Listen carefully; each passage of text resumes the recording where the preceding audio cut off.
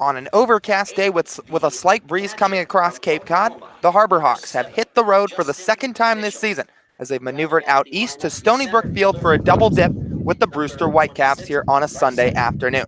Brewster last night coming off a 2-1 win over the Orleans Firebirds as they pick up their first win of 2019. Meanwhile, for Hyannis, they're looking to do just that here in this doubleheader. The only team on the Cape without a win thus far, looking to pick up victory number 1. To do so, they'll send out the right-hander Joe Quintal for his second appearance of 2019 as he threw 3 innings on opening night against the Chatham Anglers on Monday and is set to go once again, this time on the road. Meanwhile, for Brewster, another pitcher making his second appearance on Cape Cod, as it'll be Daniel Harper out of the University of Kentucky, who's fresh off 3 innings against the Wareham Gatemen on the Whitecaps opening night.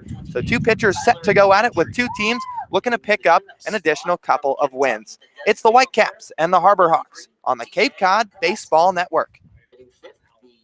And with that, we welcome you in. Lyle Goldstein, Brendan Howe here with you on this Sunday afternoon. And Brendan, you and I talked about it a little bit after the game yesterday, but this Hyannis ball club, they're starting to put up runs. They're starting to really get it going offensively. But their Achilles heel as of late has been just simply holding the lead. I mean, they had a lead against Falmouth. They had a lead against Wareham yesterday. So for them, I think a big key for them is just going to kind of be to keep that lead. Short and simple. Yeah, exactly, Lally. Like you said, short and simple. It's all about keeping the lead at the end of these ball games. The bullpen struggled a bit in those couple games, as you mentioned, dropping some leads, both couple of 4-run advantages. But now today for Hyannis, a couple shots at the Brewster Whitecaps today to try and get back into the win column. 0-3-1 coming into this afternoon. It's been a rough road for them so far, but if you can put those couple of tough losses behind you and move forward to just playing ball today, it should be fine. And we're moments away, or just under 10 minutes away from game 1 of the double dip. Each of these games today will be 7 innings long, as that is the Cape Cod League official rule for double headers. Now, Brendan, like we talked about, make that Brewster 1 win under their belt. It came against Orleans last night in a 2-1 victory that they just edged out. But this Brewster team hasn't exactly got it going offensively themselves yet. I mean, they're at the bottom of the league right now in average. Of course, we're only a handful of games into the season. But for Hyannis, what's kind of going to be their key today, aside from what we talked about with the bullpen holding leads, to kind of take advantage of this Brewster team despite being on the road? They just need to keep putting up runs, and they've been doing it in bunches, Lyle. 4 out of the last 18 innings. We mentioned it on the postgame show yesterday. 3 spots in 4 out of the last 4 innings out of the last 2 ball games. And I think if they can keep putting up runs in bunches and give this pitching staff a little bit more support, I think they should be all right. So once again, it'll be Joe Quintal in his second appearance of the season, his 4th career appearance on Cape Cod, and it'll be his first against the Brewster Whitecaps. On Monday night against Chatham, he went 3 innings, giving up 1 run on 2 hits, 1 walk to 2 punch-outs. So second appearance this season, Brendan. 3 innings in his first outing. You'd have to think maybe he's going to be stretched out a little bit more here today. But for Quintal, what's kind of the key to build on what was a pretty sturdy first start? Yeah, it was. Only giving up 1 earned run, nothing to sneeze at there, and 3 innings pitched. And like you said, he'll probably have a lengthier start today here in Brewster, but he located his fastball quite well, mixed in a nice curveball, and he's a slider guy as well. So if he can just keep these Brewster hitters off balance and not work deep into counts, and these Brewster hitters, they haven't got the offensive going, but they put up some tough at bats so far in that last game against Orleans last night. It was a tough one. They fought tooth and nail, so I think that Quintal's going to have to get ahead of these hitters early and probably rack up a few strikeouts here and there. Well, first pitch just about set to get underway. Just under 5 minutes here from Stony Brook Field. We'll have that for you, as well as lineups on the other side of the break on the Cape Cod Baseball Network.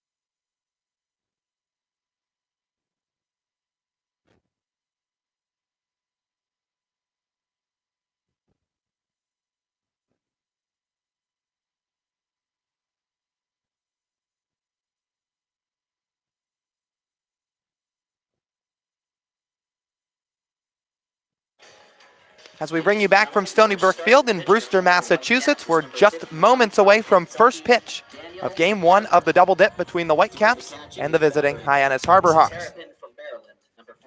Daniel Harper, the right-hander out of the University of Kentucky, getting the nod on the mound in Game 1 for the hometown Whitecaps in search of win number 2 of their 2019 season. For the right-hander, Harper, fastball in the low to mid-90s, about 92 to 94. We'll also mix in a changeup and a curve. After a very solid year at Kentucky, ERA sat at about 4.7, but had a fairly high amount of strikeouts, 42 in 46 innings, and looks to do some damage here this afternoon.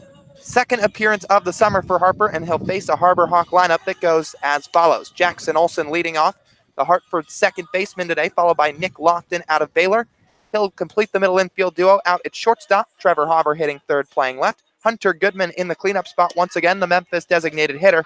Rigsby Mosley, fresh off that home run out to right yesterday at home, hitting fifth and playing right field. Ian Fair getting his second start of the summer, the Northeastern first baseman today, followed by Jared DeSantolo in the seventh spot, playing third. Justin Mitchell doing the catching and hitting eighth, his second start as well. And rounding out the nine, Clemson center fielder Bryce Teodosio. As Olsen kicks some dirt in the left side of the box, things are just about set to get started. He'll pinwheel the bat at the mound once. As the wind blows out toward right center field here from Stony Brook Field, the right-hander Harper winds and fires. First pitch, fastball called at the knees, and we're underway. 2:03 first pitch time, 67 degrees here in Brewster with the wind chill. Harper ready, counters with another fastball. This one's tapped foul behind him. Harbor Hawks today in their road blue uniforms with the orange lettering, as well as the pinstripe pants, with the blue stripes, as well as blue belts and blue helmets. 0-2, misses away, and it'll be a 1-2 strikes to the Hartford middle infielder Jackson Olsen. Meanwhile, for Brewster, home white jerseys, teal sleeves, white pants, navy blue belts, navy blue caps, with the white B scripted on top of the head. 1-2, slap foul out of play down the left side.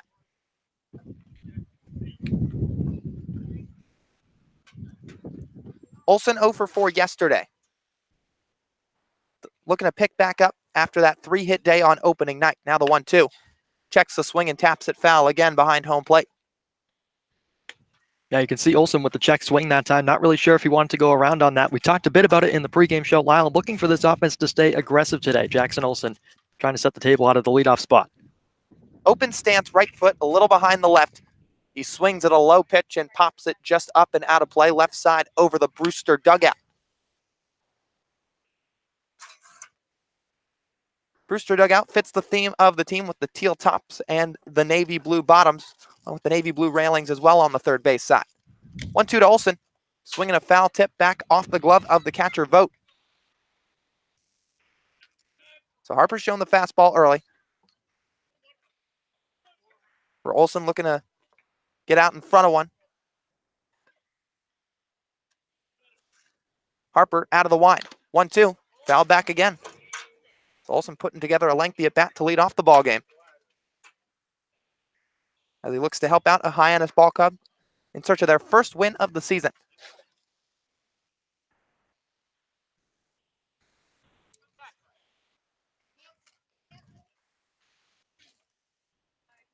Harper gets the sign and fires.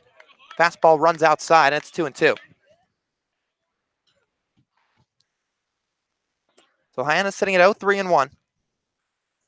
Although all three losses have come at home, they tied Falmouth on the road. 2-2, wave and a miss, strike three. Harper punches out Olsen after a long marathon of an at-bat to lead off the ball game, and there's one down in the top of the first. Yeah, Olsen well behind that fastball. It was middle. It wasn't too tough of a ball to get a piece of that time, but perhaps expecting something else. As you mentioned, Harper had featured that fastball quite a bit in that first at-bat. That'll be Nick Lofton, Baylor shortstop, who wiggles the bat out in front of his shoulder, cuts at the first pitch, and taps it foul. Brewster defense today, from left to right. Alaric Solari in left field, Colin Davis in center, Tyler Gentry in right.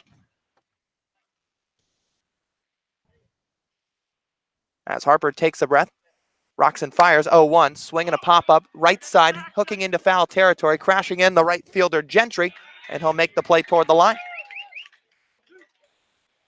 So 2 down quickly for Lofton. Yeah, just a bit of a jam shot that time off the inside part of the bat. Tough one to get a piece of as he ran it in on him. Another fastball from Harper that time, just popped it up down the right field line. That'll bring up Trevor Harver, the number 3 hitter. But to fill you in on the rest of the Brewster defense, same way left to right in the infield. Gage Workman, Marcus Castanen, as well as Boulware at second.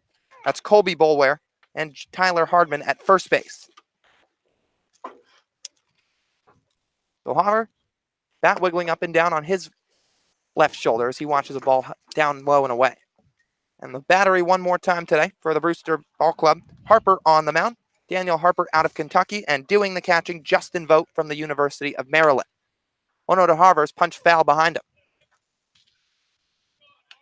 him. Trevor off a 1-for-4 day yesterday. Had an RBI to his name on a base hit single the opposite way. Goodman awaits on deck if we get there. Harper the 1-1. Just misses down, looked like a changeup, and the count moves to 2 balls and a strike.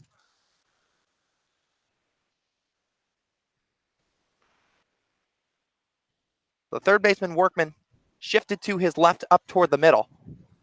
Rest of the infield pretty much straight up. 2-1, swing and a miss.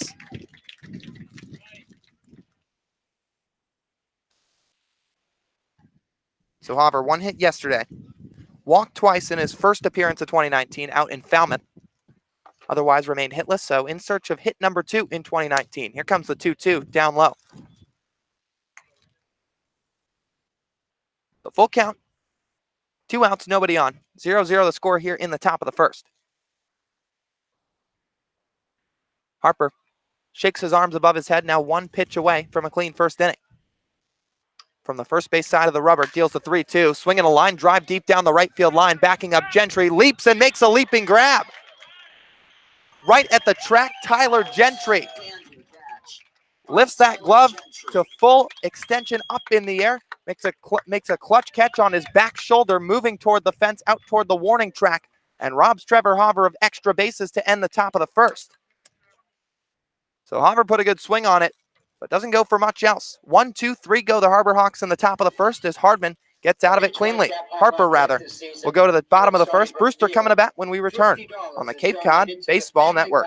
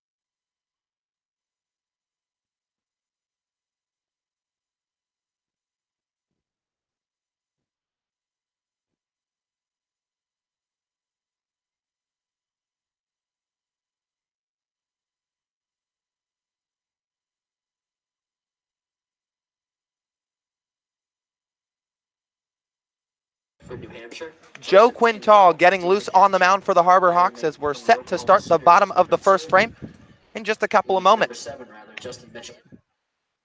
Quintal opting to throw a curveball into his catcher, Justin Mitchell, as he continues to get warm and is set to face a Brewster lineup that looks like this. Colin Davis leading off, the Wofford center fielder, followed by Alaric Solari, the Tennessee left fielder. Tyler Gentry, who robbed Trevor Harver of extra bases in the top of the first frame.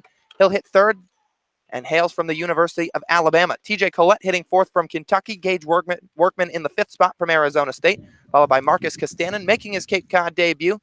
The UCSB shortstop hitting 6th, and the final third of the order, Justin Vogt, the Maryland catcher, Tyler Hardman, the Oklahoma first baseman, and Colby Boulware, the Arkansas second baseman. So as Davis digs into the right-handed side of the box, flips the bat out at the mound one time. Quintal sets on the mound from the windup, working from the first base side. Deals the first offering, showing bunt, but he taps it down the third baseline foul onto the infield grass. DeSantalo gave a quick charge, but doesn't go for much as the ball rolls foul for strike one. Boulware coming off a 1-for-3 day in Brewster's 2-1 win last night. One hit to go along with a walk.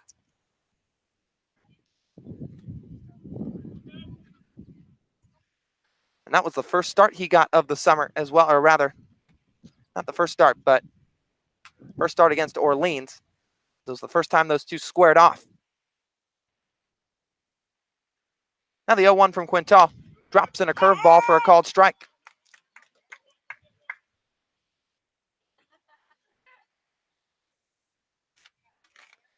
.333 so far on the year, though, for the right-handed hitting Colin Davis. Quintal gets the sign he likes. Fires in the 0-2. Just misses upstairs with it. Couldn't entice the hitter, Colin Davis, and it'll be a ball and 2 strikes. So Quintal 3 innings on opening night against the Chatham Anglers. Just the 1 run allowed. His first time in his career seeing the Brewster Whitecaps. Now the 1-2. Breaking ball out in front of the plate, chested up by the catcher, Justin Mitchell.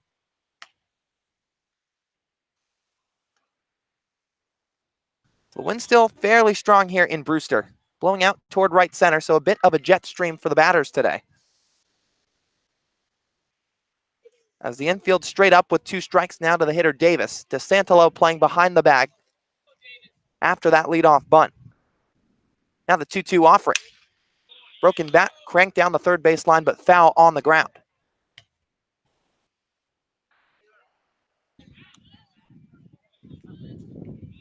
So he'll go get a new bat. So he chucks it toward the Brewster dugout and is handed a new pair of lumber. Same black piece of wood, just a new bat. Same style, rather.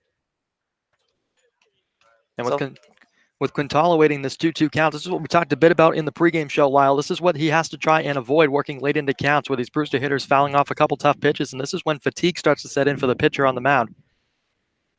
Can't let Davis go out and win this battle. So Davis back into the box. 2-2 the count with Quintal gazing him in on the mound. Shakes his head once, now nods, then fires the 2-2. Breaking ball down and away. Mitchell backhands it, sliding over to the left side of the batter's box as the count will run full.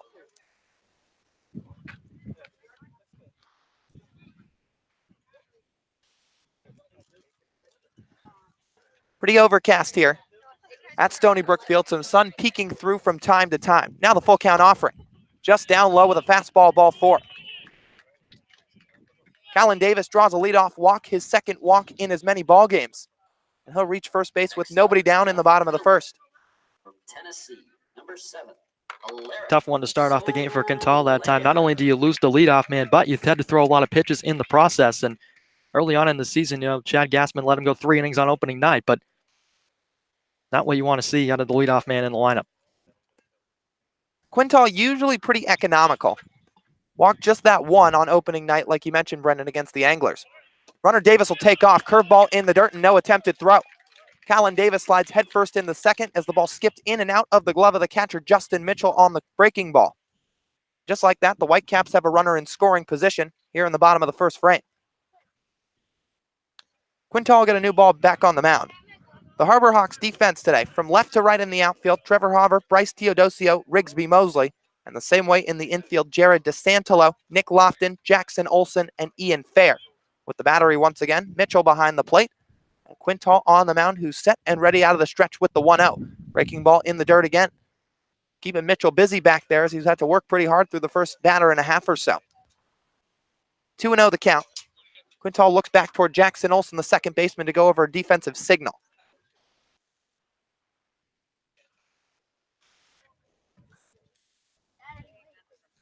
Joe sets right at the chest level, peeks twice at the runner at second and fires home. Downstairs with a fastball. So Alaric Solari, a 3-0 count. And not having to do much so far in this at-bat. We'll see what Quintal counters back with. Likely will be a fastball.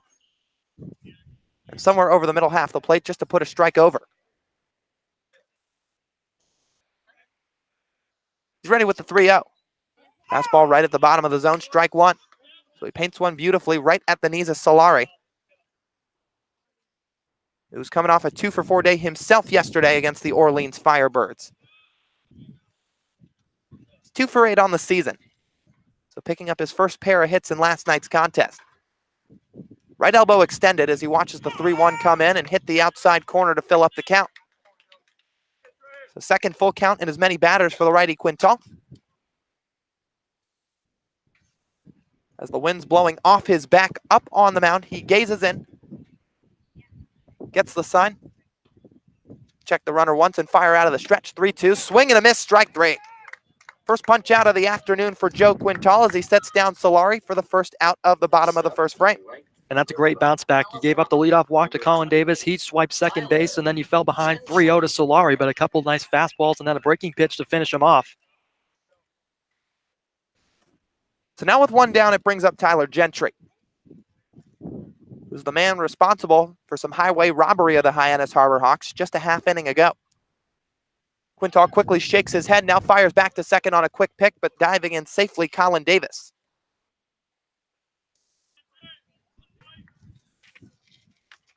Quintal still staring him down back there.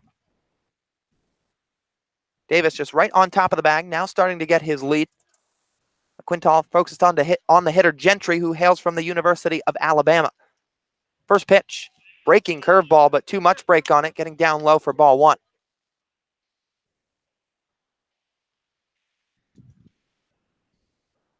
Gentry an RBI yesterday. So he was responsible for driving in what was just one of two runs, however, just an 0-for-4 evening. 1-0, foul back on a line.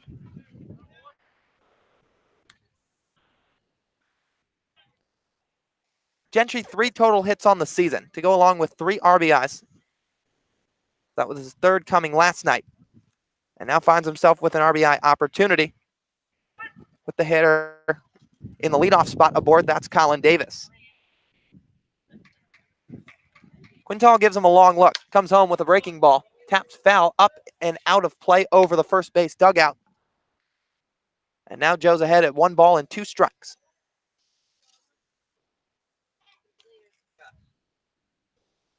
So Quintal, fastball, also likes to mix in a slider. His heater sits about the high 80s to low 90s. And the 1-2. Fly ball out to left. Easy play for Hauver, moving a step or two to his left, coasts under it, and makes the grab for the second out. Davis walks back to second, but a good piece of contact from Tyler Gentry. However, Trevor Hauver pays him right back. They'll fly out to left for the second out of the inning, as it'll bring up the cleanup man, TJ Collette, with 2 down. Not a very hard piece of contact that time from Gentry. It seems like Quintal has taken some time to settle down a bit after that leadoff walk, a strikeout, and now the fly out to Hauver and left. A nice easy play ranging to his left a couple steps. So Gentry robbed Hauver of that double in the first. Now Hauver just having to range over a bit to keep the hitter Gentry off the bases. But now the left-handed swinging Collette swings at the first pitch and grounds one up the right side, past the glove of Fair, and the second baseman Olsen skips into right field. Around third, Davis, he slides in safe without a throw, and the Whitecaps are up 1-0 in the bottom of the first.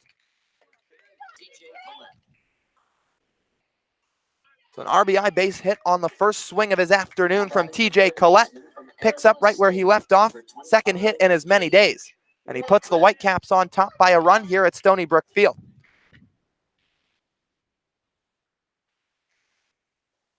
So now 1 on with 2 down. It'll bring up the switch hitting Gage Workman from Arizona State. First pitch from the right-hander, Quintal's fouled straight back. The Workman, a high school shortstop, now more converted to third base, although he spent a little time in left field. That was back in his freshman year with the Sun Devils. Started every game at third base that he appeared in this season. And now swings at the 1-1, chops one on 3 hops to second base. Olsen to his left, fields cleanly, fires to first, and that'll end the inning. So a 2-out hit from TJ Collette, but nothing further. However, the Whitecaps go up 1-0 through 1 inning of play at home against the Hyannis Harbor Hawks. We'll be back for the top of the second when we return on the Cape Cod Baseball Network.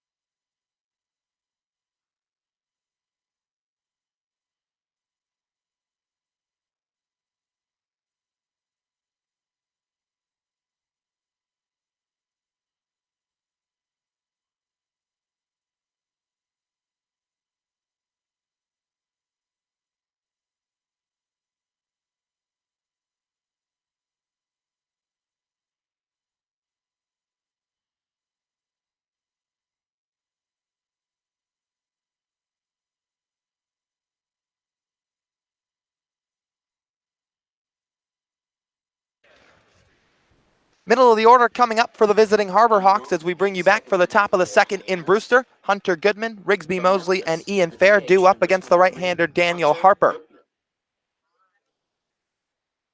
So Goodman kicks some dirt around his side of the batter's box on the right half.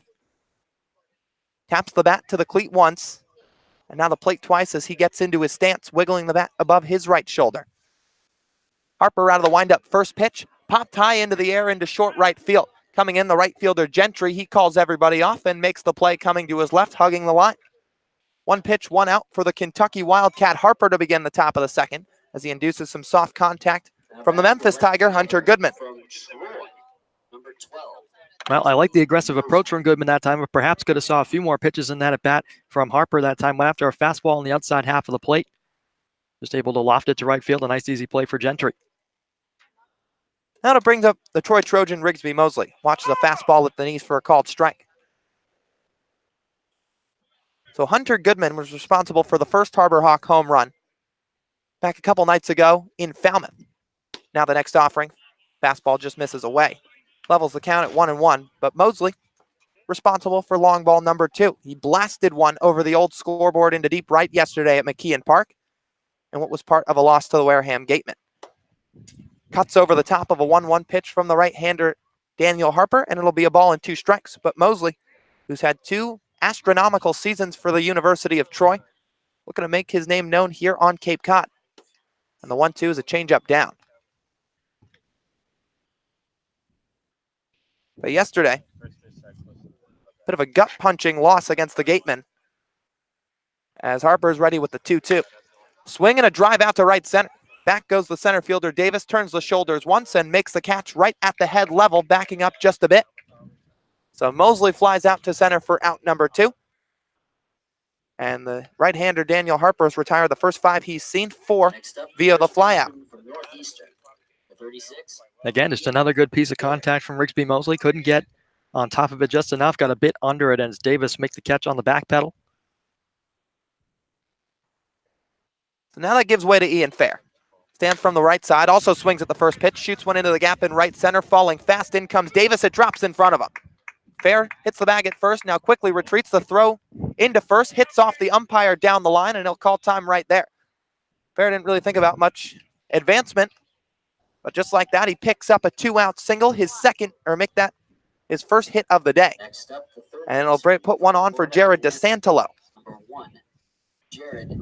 So a good piece of hitting from Fair there, Brendan. And much like a couple of these first Harbor Hawk hitters, goes after the first pitch. The difference, a little less on it, but it did good for him, falling in front of both the center fielder Davis and the right fielder Gentry. And the outfielders were played a bit back to begin the at-bat nonetheless, but a great piece of hitting off the fastball from Harper that time, just able to loft it into right center. And here's DeSantolo moving up a couple spots in the lineup from yesterday. So Harper works out of the stretch for the first time this afternoon. He'll fire home. DeSantolo goes right after it and pops it foul. But speaking of doing a good piece of hitting, DeSantolo's, well, he's had a handful of it through the first week of the season. 4 hits to his name. He's hitting .444 through just about the first week of the season, the first 4 games to be exact. And yesterday, DeSantolo, 3 walks and a ground out to short. And the pitch from Harper. Fair takes off on a delayed steal. Throw down to second, not in time. No tag applied. Ian Fair gives a head-first slide into second and puts the first Harbor Hawk runner of the day in scoring position. A little bit of a sneaky delayed steal there from Chad Gassman. Works out for the better. 0-2 now to DeSantolo. That pitch ruled a strike on a fastball. As Daniel Harper dangles his arm down, now steps off the mound, pinwheels his index finger, asking for more signs. He'll do it again. And now gets the one he likes, but time called. DeSantolo puts a foot out of the box as he wants a minute to reset.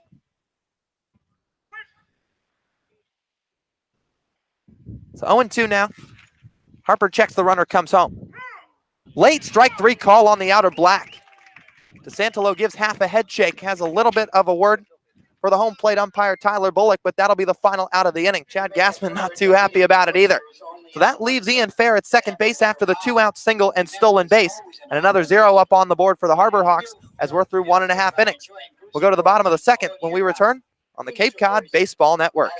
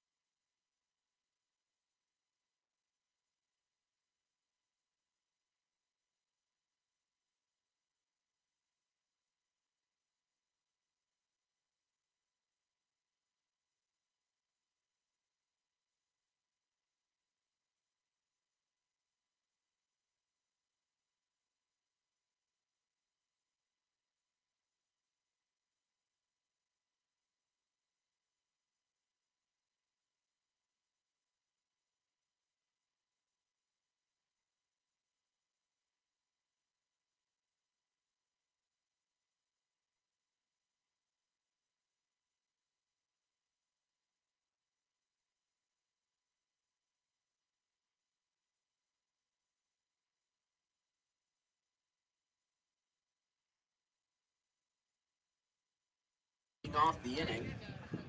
Whitecaps send up their 6, 7, 8 to the plate in the bottom of the second inning as Joe Quintal's back on the mound for inning number 2. Marcos Castana. It'll be Marcus Castanen, the UCSB shortstop, who digs in. His first appearance of the summer. He just got here today, in fact. Just like that, being slotted into the lineup for his first game of action. He'll watch a breaking ball up high, and it's 1-0.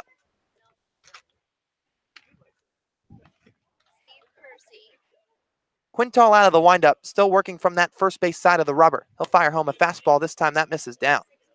Yeah, Lyle, you mentioned, talk about being thrown into the fire here for Castanen, coming right in this morning and probably didn't even have enough time to unpack his stuff before getting to the ballpark, and here he is in the lineup. 2-0 offering. Chopped off the knob of the bat, and it dribbles foul toward the Harbor Hawk dugout. He looks like might have got him on the hand a little bit as he's trying to shake it off. Yeah, I think he got that one off the handle of the bat, and no doubt that'll sting your hand and wrist up. Looks to be all right, flexing it out a little bit. He's still shaking that left hand. So tough way to begin your Cape Cod season, as he's already wincing in pain over by the Brewster dugout. Home plate umpire Tyler Bullock's going to call a meeting between the other couple of umpires, Pat Burns at third, Jason Klump at first, to likely debate and go over whether it actually hit him on the hand or not, or if it got that knob of the bat, like you said, Brendan. Yeah, it made a ricochet sound like it got the handle of the bat, but of course, it could have gotten a piece of the finger too, which would count as a hit by pitch. So we'll see what they rule. However, through the first inning, Whitecaps had 2 runners reach base. One scored. That was Colin Davis after he walked to lead off, stole a base, and scored on the TJ Collette RBI single, swinging at the first pitch. And not too surprising in that first for the Whitecaps to try to manufacture a run a little bit, as they had Davis steal quickly, and Collette, with a ground ball on the right side, just so happened to get through. Because this Whitecaps offense has struggled through their first 4 games of the season. Yes, they won last night. They scored just 2 runs doing it. 2-1 over the Orleans Firebirds. And as a team, they were hitting just 171 combined coming into today. Of course, they have a lot of time to improve on that. In fact, they have 40 games to be exact, so plenty chunk of the summer left. However, hasn't gotten going so far. And now they're going to rule a hit by pitch. So home plate umpire Tyler Bullock and the umpiring crew got together, ruled that it actually hit him on the hand, and he's going to be awarded first base. And Coach Gaspin wants to figure out what the reasoning behind this ruling is, and of course, those ones that hit off the handle of the bat or the knob of the bat and off the wrist are always tough to decipher.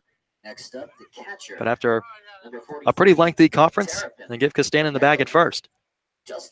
And Gaspin didn't seem too happy about it. He's already had a couple of bones to pick with Tyler Bullock, the home plate umpire, today. But regardless, man on first with nobody out. They'll bring up the catcher, Justin Vogt, the Maryland Terrapin. So that'll put Quintal back into the stretch. DeSantalo coming a little bit in with the bag at third. Joe fires home. Fastball on the outer edge for strike 1. So Joe had that 3-inning appearance against Chatham almost a week ago. But since then, he hadn't thrown since March 9th. So it had almost been, or not almost, just over 3 whole months since he'd stepped on a mound in game. Now he delivers the 0-1. That's a breaking ball in the dirt. Four-handed stop by Justin Mitchell, the Oklahoma catcher, and the count will even. He had a pretty loud outing on that March 9th outing back in his school season against Hofstra. Went 7 innings, 2 earned runs, 9 strikeouts. As he throws over to first now as Fair applies the tag, but it's way late. And a good season as a whole, just didn't throw a whole lot. 2.66 ERA and 20 1/3 innings of work. He had just 4 appearances in 2019. And now the 1-1. The catcher Vogt spoils it foul right side. And Castanen down at first, retightening that hand guard. It almost looks like an oven mitt. Perhaps protecting those fingers. He stole 3 bases in his 2019 season at UCSB. That's Castanen, the runner, at first. Now Quintal comes home. Breaking ball chopped foul toward the left side and toward the dugout. 3 stolen bases in 4 tries. Now, he only played in 21 games. That's Castanen over at first base. But good season with a small sample size with that .333 batting average. But he, much like Quintal, looking to build up the durability again here in the Northeast. Now Joe sets at the chest and fires home a fastball. Just getting a piece of it as Vogt fouling it back.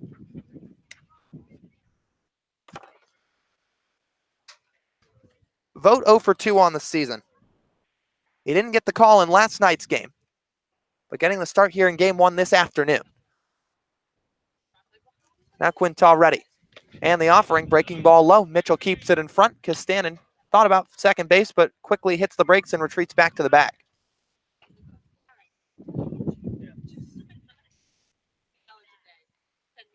So Brewster, total of 1-3 on the season. This is their 5th game. And their 3rd at Stony Brook Field. Pitch in, foul back. So a good fight from Vogt to stay alive against the righty Quintal. It's 2-2 the count with nobody out. Whitecaps up 1-0. A hit on the board for each team respectively. Mitchell back into his crouch, staring down his first base dugout to get a couple of signs, and now turns back toward the mound. Quintal puts the glove right at the chest, kicks and deals. Fastball way up high, takes Mitchell back out of that crouch, and the count will run full. So the 3rd full count today that Quintal's been in already. He walked 1 and struck out 1. We'll see how he responds here.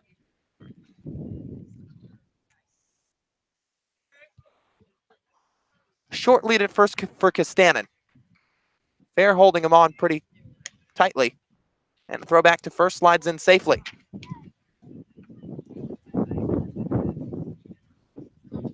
Still hear that wind here at Stony Brook Field, blowing out the same way here this afternoon, out toward right center and the short hill that sits right just upon the fence of Stony Brook. Now the payoff pitch, ripped into left field, falling in front of Hauver for a base hit. Station to station goes the runner Castanen. He's up to second. On at first is Justin Vogt with his first hit of the summer. And the Whitecaps have 2 on with nobody down. One heck of an at-bat from Vogt, fouling off 3 straight fastballs as Quintal tried to go up the ladder to retire him, but station to station base running now for the Brewster Whitecaps, trying to extend on this 1-0 lead. A good piece of hitting to send that one into left field by Vogt. So now comes the number 8 hitter, Tyler Hardman. He plays first base at Oklahoma. He'll look back toward his catcher, Justin Mitchell, breaks a little bit of a smirk as they exchange a couple of words. It's their collegiate teammates over in Norman during the year. Quintal, first pitch fastball right at the knees for strike 1.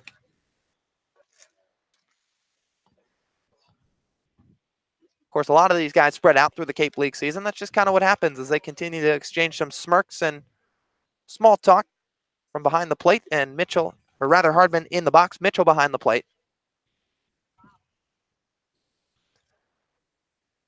DeSantolo in with the bag, middle infield playing back. Breaking ball, cut foul on the ground toward the left side. So 0-2 to the hitter. Hardman also didn't play in last night's contest. And he's also in search, much like Vogt was a minute or two ago, of his first hit of the summer. He's 0 for his first 7, but an RBI opportunity with a man on second. That's Castanen. Vogt off of first with fair playing in front of him. 0-2 breaking ball, that's down and away.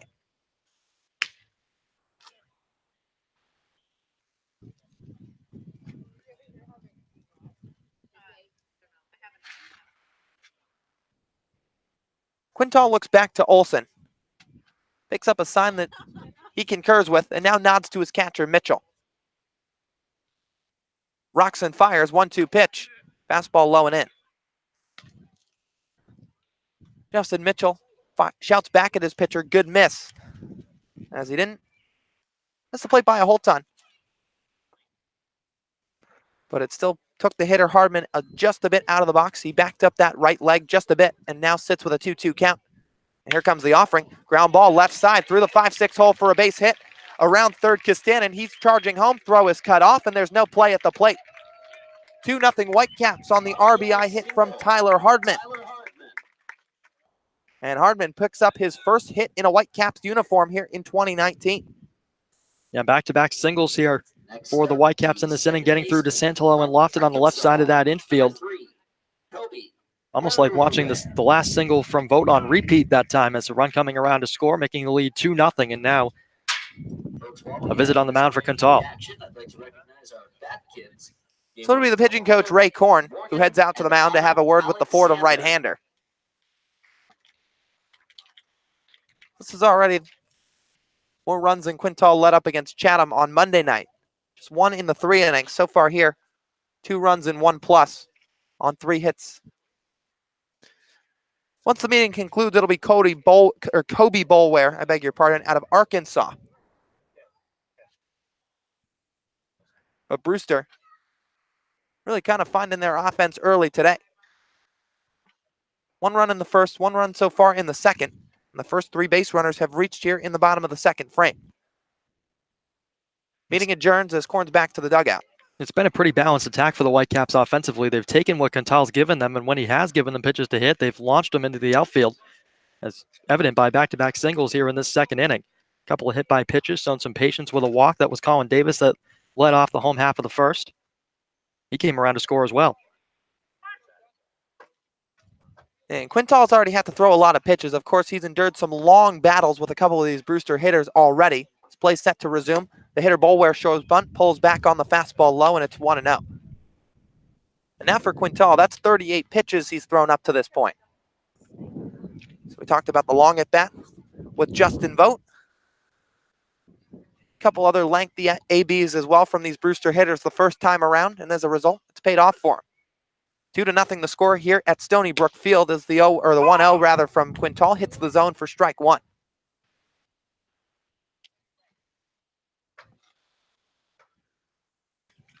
So 4th man to the plate this inning, Kobe Boulware. Pinwheels to that a couple of times and now rests it on his right shoulder. He'll square around to bunt very early again. Quintal checks the runner. Now twice, fires home, breaking ball in the dirt. And DeSantolo waiting for it. He's in with the infield grass at third, about 5 or 7 feet in front of the bag. Makes sense for Brewster here. With 2 on, nobody out, it would put 2 runners into scoring position with less than 2 outs, making scoring opportunities pretty potent. 2-1, pulls back again, fastball low, 3 balls and a strike.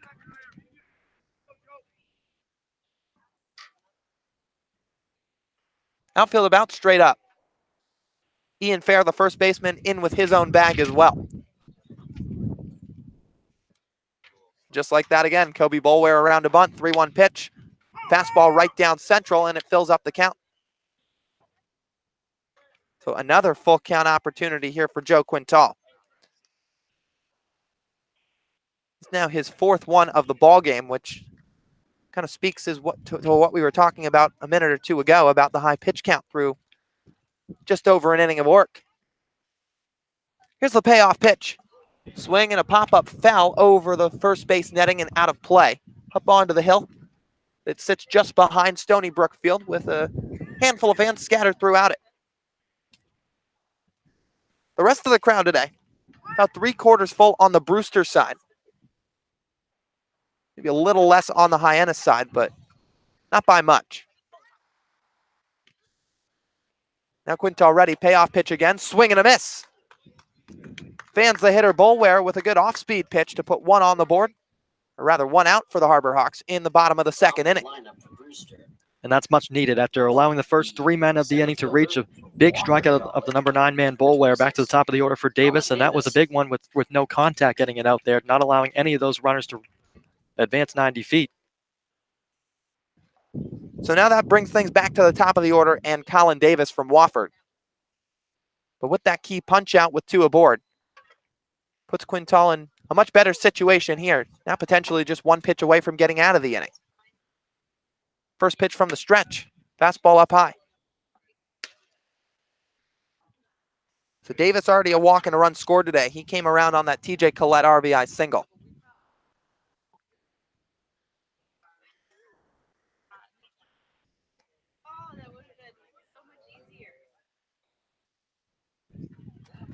Davis flips the bat out at the mound. Bit of an open stance toward the back of the box. Breaking ball from Quintal in the dirt, blocked by the catcher, Mitchell. So he's taking a healthy dose of balls off the chest today. but doing wonders for his pitcher, Quintal, as he's just been a brick wall back there for all the breaking balls he's tried to counter with.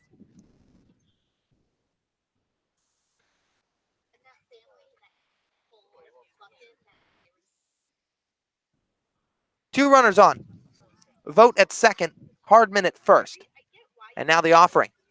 Swing and a foul tip off the chest protector, or maybe the helmet of the catcher, Mitchell, as he shakes his right hand out a bit. Yeah, I think that foul ball got two birds in one stone. It might have got him off the face mask as well as the right hand. Still trying to flex out that thumb and index finger area. So he appears to be okay. Davis back into the box.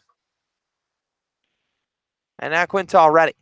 Here comes the offering. Swing and a miss. Count evens at 2-2. And with one down, Quintal just a strike away from the second out of the inning.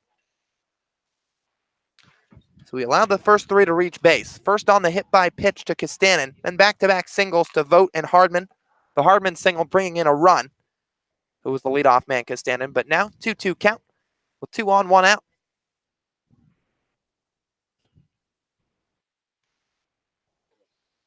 Quintal ready. Fastball up high, just above the letters. And once again, another full count for the Fordham right-hander.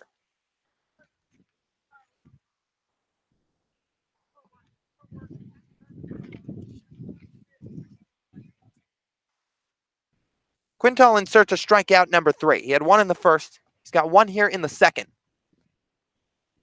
Be a big, big out to keep the leadoff man Davis off the board. Runners take off with the pitch. Swing and a foul back on a curveball. Brewster trying to be aggressive, trying to employ a hit and run that time with the full count. So like we talked about, Brendan, this Brewster team, similar to the first couple of games for Hyannis before they got their offense going, struggled a little bit to score runs here in the early going of the season, and more than that, they've struggled to string a lot of hits together. Today, already 3. Davis in search of his first and potentially reaching base for the second time. Now the full count pitch. Fastball just inside, ball 4. So 2 walks and as many tries for Colin Davis as that loads the bases with 1 down for Alaric Solari. Now batting, the left fielder. Yeah, another tough one there for Quintal. Another long at bat, raising that pitch count up now to 51 pitches already through just an inning and a third. Second walk surrendered, second to Colin Davis. So it's Alaric Soler who digs in with 1 down and the bases juiced.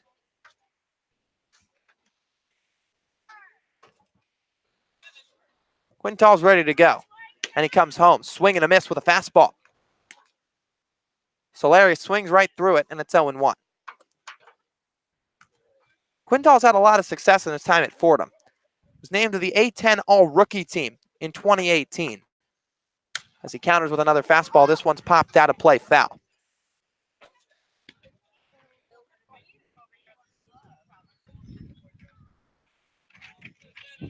He was an All-USA New Hampshire baseball team, first team selection out of high school, so a broad range of success coming up here to the Cape.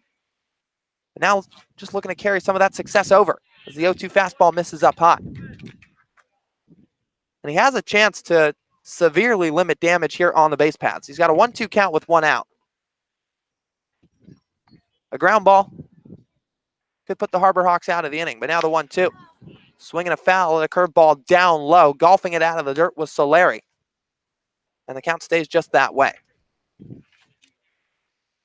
Now Mitchell and Solari now sharing a laugh as he takes a couple practice acts out of the batter's box, as Mitchell probably telling him, "I thought we had you fooled that time." So he likes to seem to go after a lot of pitches. We'll see about this one from Quintal. Curveball on the dirt, fielded by Lofton, flips underhand to second for 1. No throw to first from Olsen. It'll put 1 out on the board. Additional out, but a run scores from third. That'll be Justin Vogt crossing the plate. And it's now 3-0 Whitecaps in the bottom of the second. So an RBI fielder's choice from Alaric Soler.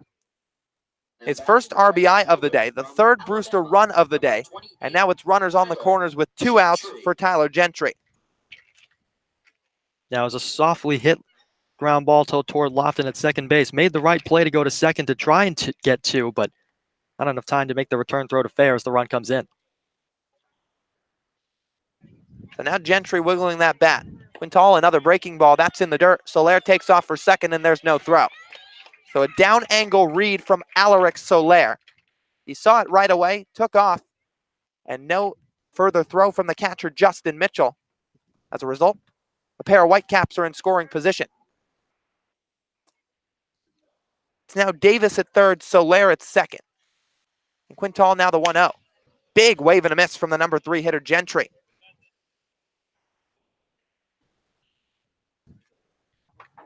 Gentry flew out to left in his first at bat. He had 1 RBI yesterday, in search of potentially 2 more.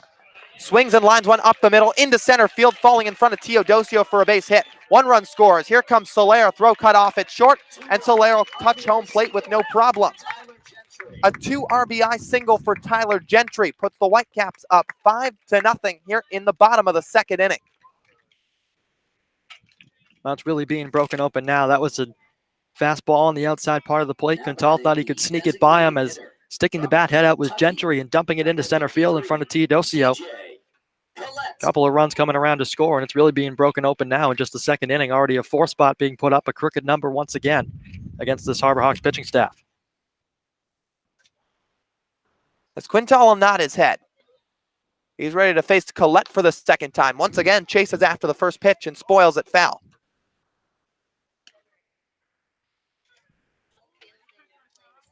So Collette already a hit today. Has also had some major success at the University of Kentucky. This year, 10 home runs, 40 RBIs. And Quintal now the 0-1. Collette shades in a little bit as he briefly checked his swing, but held back with no problem. It's 1-1.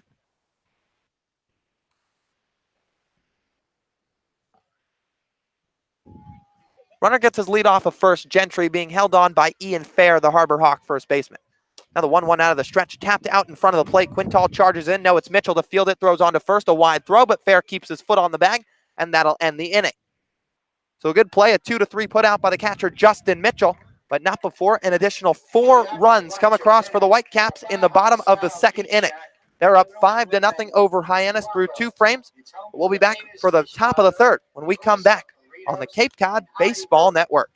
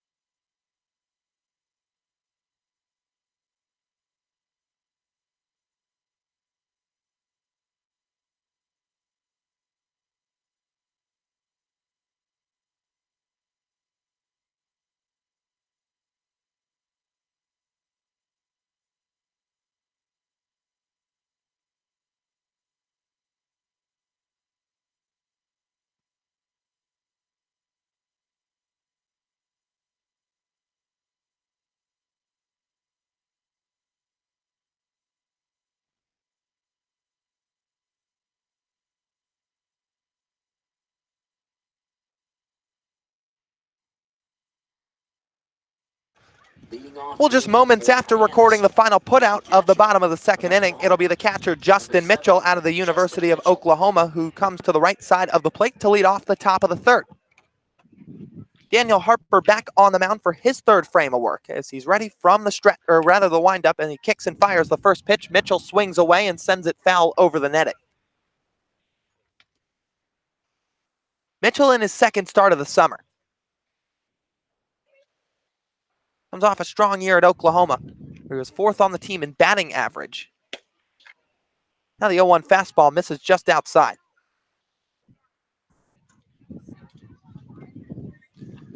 Mitchell back in his only start so far of the season. 2 walks and a pop out to second. But he lines one into right field. In comes Gentry. It falls right in front of him for a hard line drive base hit. So Mitchell aboard at first with a leadoff single. That marks the second Harbor Hawk hit of the day. And it'll shade things over to Bryce Teodosio, the number 9 hitter, with one on and nobody out. Well, a good response to a 4-spot being put up by the Whitecaps in the home half of the second inning. Now here in the third with the leadoff single from Mitchell. Not time to hit the panic button just yet, but keep in mind, these doubleheader games only 7 innings, so not a lot of time for the Harbor Hawks to try and mount a rally. Just got to try and get it back a little bit at a time. Teodosio, the right-handed hitting, lengthy outfielder. First pitch in, big wave and a miss. We know Bryce has some power. He was top 5 on the Clemson roster in home runs back in his 2019 campaign. To be exact, he had 9 of them. That ranked 3rd on the roster. Harper takes a breath. The Kentucky Wildcat now fires in. Teodosio lines it straight back, foul ball. Now, Teodosio has a chance to be a really special player. He was ranked the top 25 prospect in the ACC for the upcoming 2020 MLB draft at the start of the 2019 preseason. We know he's a plus outfielder. For him, it's just about stringing together a little bit more offensively. Watches a fastball high and it's 1-2. He has the power. They know he can play defense. That's why he started 54 games in 2019. Just about a little bit more offensive consistency and he could turn into one really, really special talent. 1-2 offering. Inside with the fastball, in and out of the glove of the catcher, Vogt, but holding at first base, Justin Mitchell.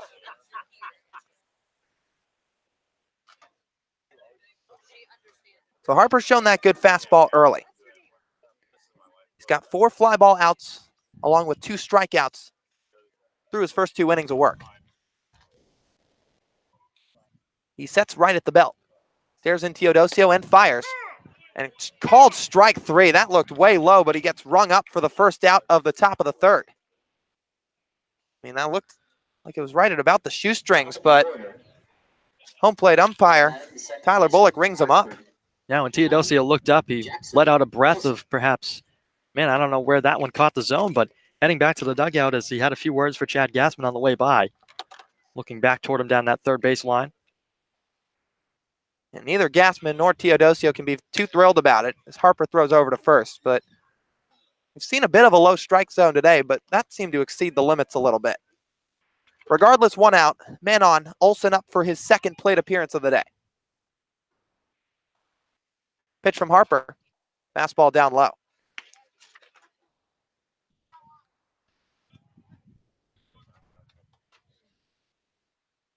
So the first baseman, Hardman, holding on the runner. Olsen in search of his first hit of the afternoon. He struck out swinging to lead off the game. And the offering, line straight back, foul ball.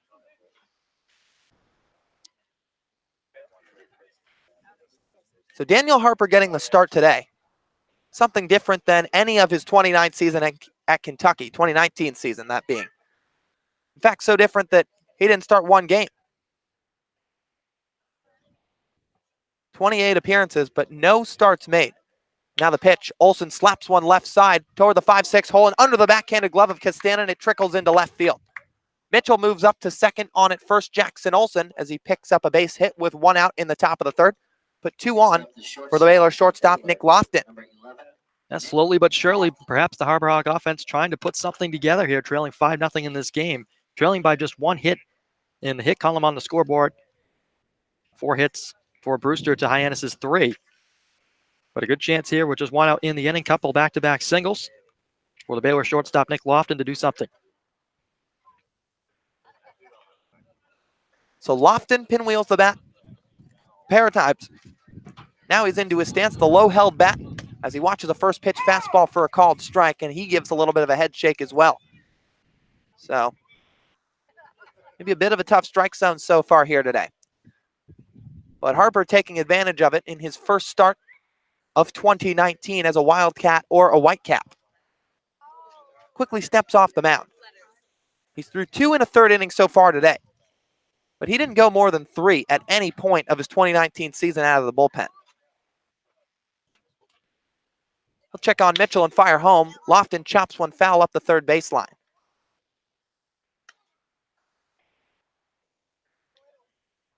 Now starts aren't untested waters for Harper. He was the midweek man in his freshman year. 11 starts in 17 games appeared in. But he had a tough go of it at times. ERA just over 5.5, and as a result, they put him strictly out of the bullpen in 2019. And for the Wildcats, it seemed to work out for the better, but for Daniel Harper, aspirations of being a starter and getting a chance here in the Cape Cod League. Now he's ready with the 0-2, way up high to Nick Lofton as he watches it go by.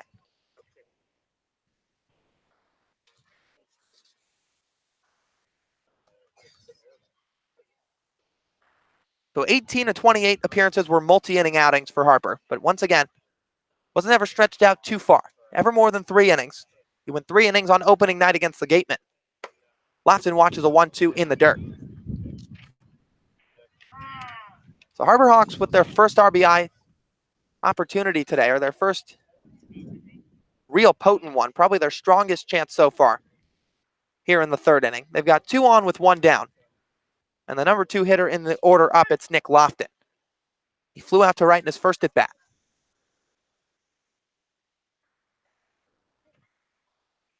Harper's set to go. Now delivers home. Line drive, 1 hopper to the shortstop. He fields it on the backhand, flips the second for 1, fire to first, and he's safe. So a 6-4 fielder's choice from Nick Lofton. Castanen with a hard stop on the backhand over, moving to his right at the 5-6 hole on the left side. A quick flip to the second baseman, Bolware, but not enough time to turn the double play.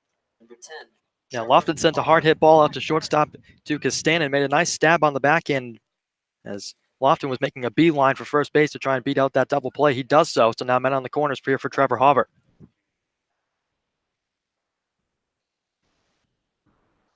So Hauver, who made a very loud out to end the top of the first, looks to drive in the first Harbor Hawk run of the day. First pitch, fastball low and away.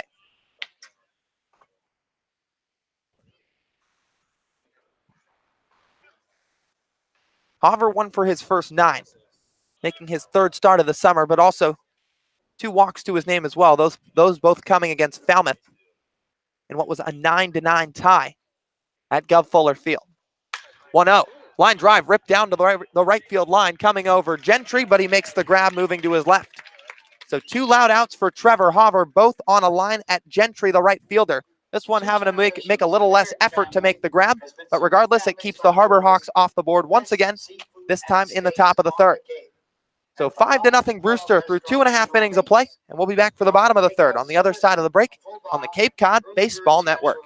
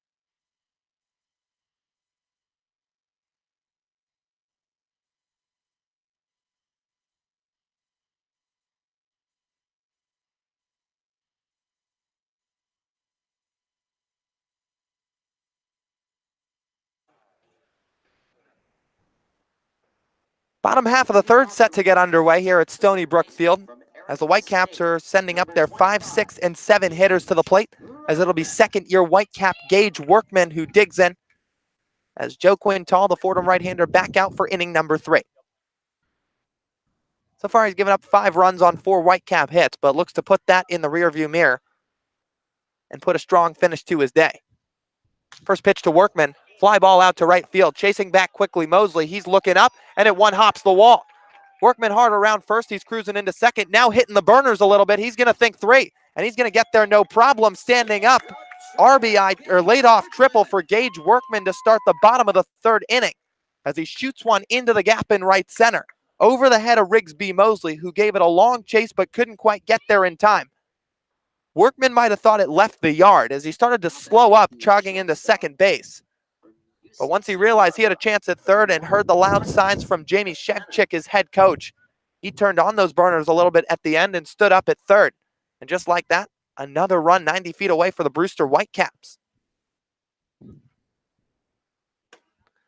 First pitch in to Castanen, that's low for a ball. And believe it or not, that's the first extra base hit of the season for the Whitecaps that hasn't been a double. Now Quintal ready, the 1-0. Breaking ball that drops into the zone for a called strike. So while this Brewster offense has struggled to string together a lot of hits as a team, they had just 5 extra base hits, but none had been triples, none had been long balls. But with one swing of the bat on the first pitch of the bottom of the third, Gage Workman quickly changed that. Now a breaking ball from Quintal, and it misses down low, 2-1 the count. Workman, like I mentioned, in his second season here in Brewster, the Arizona State Sun Devil today. Now 1 for 2 as Quintal fires home. A swing and a miss from Castanen. And a lot of these players who get 2 summers up on the Cape can often use one as a vital learning experience and really turn in the season that they need in what is essentially their walk year going into their draft-eligible junior seasons. Infield starting to come in with 2-2 and nobody down. Quintal's pitch is in the dirt. For Workman, he hit just 163 in a Brewster uniform last summer. He got a lot of playing time as a freshman, but sometimes those adjustments to the wood bat and the ramped-up competition can be a little bit overpowering even to a kid like Workman, who's had such a colorful career up to this point. However, now in year 2 with Brewster, starting to turn it around as Castanen swings at the 3-2, shoots one deep down the left field line. That's off the top of the wall. Workman coasting home from third, hitting the burners, turning for second will be Castanen. The throw comes in late, and he slides in safely. RBI double for Marcos Castanen as he puts the Whitecaps up 6-0 in the bottom of the third. Well, he gave it a ride for sure. Just slugged it down that left field line. Hit the very top of the wall off of one of the banners here at Stony Brook Field. And as a result, he stands at second base. A quick throw in from Trevor Hoover to his cutoff man, Lofton. But just couldn't quite get there in time.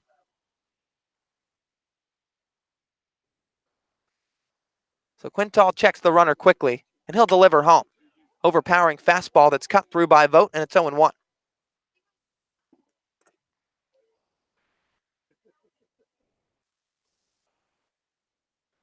So Joe's had a bit of a tough go of it so far.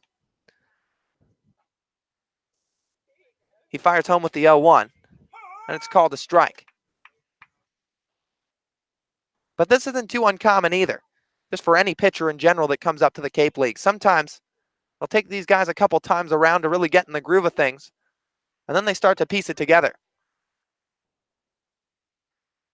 So Quintal, now the 0-2. Breaking ball on the ground to short. Lofton to his left, fields it glove side, throws across, and there's one down.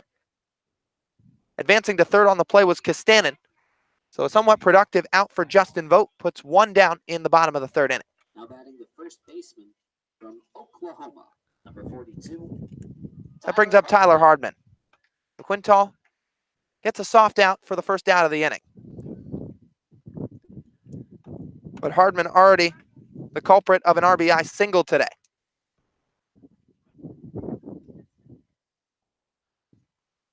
First pitch from Quintal, fastball swing and a miss. Give Joe that. He's missed a lot of bats today. He's got 2 strikeouts to his name. There's been a lot of swing and miss out of his fastball. Now the 0-1 with the infield in. Breaking ball, this one popped out of play right side.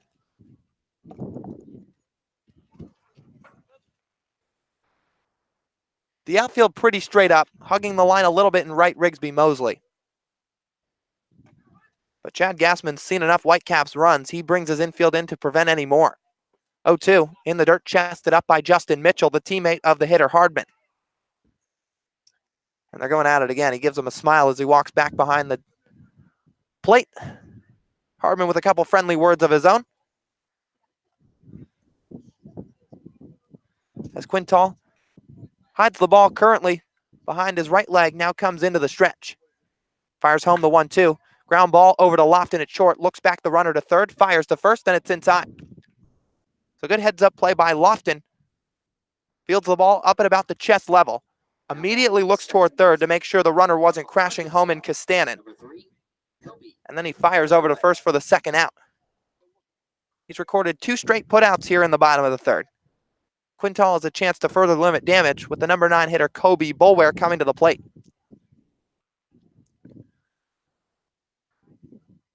Still working from the stretch, first pitch, line drive to third, snagged out of the air by DeSantelo, and that'll do it. So Quintal, a little bit of trouble giving up 2 extra base hits to begin the inning, then 2 ground outs and a line out to third gets him out of any further damage. 6-0 Whitecaps through 3 innings of play. Brewster, 1 run, 2 hits, no errors, 1 left on. We'll go to the top of the 4th when we return on the Cape Cod Baseball Network.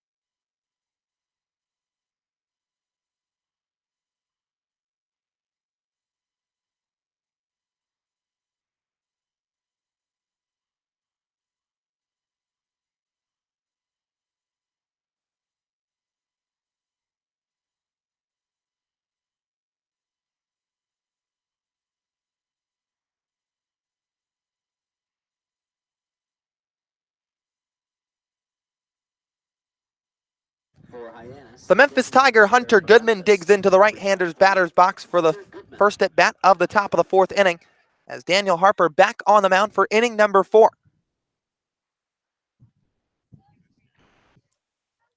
He takes a breath as Goodman today is 0 for 1 with a flyout. First pitch, hard breaking ball, swing and a miss.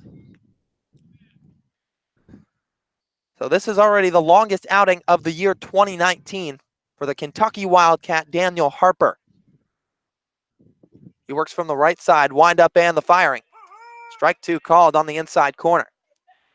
So 3 innings, the longest outing of his 2019 campaign at Kentucky, and that happened just once. Now the offering to Goodman, pops foul as he stays alive, out of play on the first base side.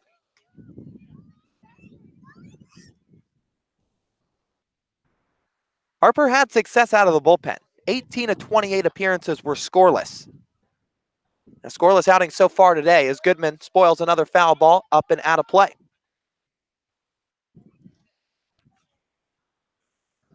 Goodman 2 for 3 last night. He's had some success on the first week of the Cape. A pair of singles to go along with a sac fly as well in the loss against the Gatemen. Now the 0-2, breaking ball up high. So there's that curveball that Harper often likes to work in. Mostly a 3-pitch guy, as we alluded to earlier. Fastball, changeup, curveball. But has really effectively used that heater today. Now the 1-2, breaking ball, cut and a miss. Goodman comes up empty as he strikes out to lead off the top of the 4th. There's 1 down for Rigsby Mosley. 4th strikeout on the day for the right-hander Harper, and he's been cruising outside of 3 measly hits from the Hyannis lineup. An Ian Fair single to right center. A Jackson Olsen single through the left side. And a Justin Mitchell single to right has been all they've mustered up. Mosley watches one down low.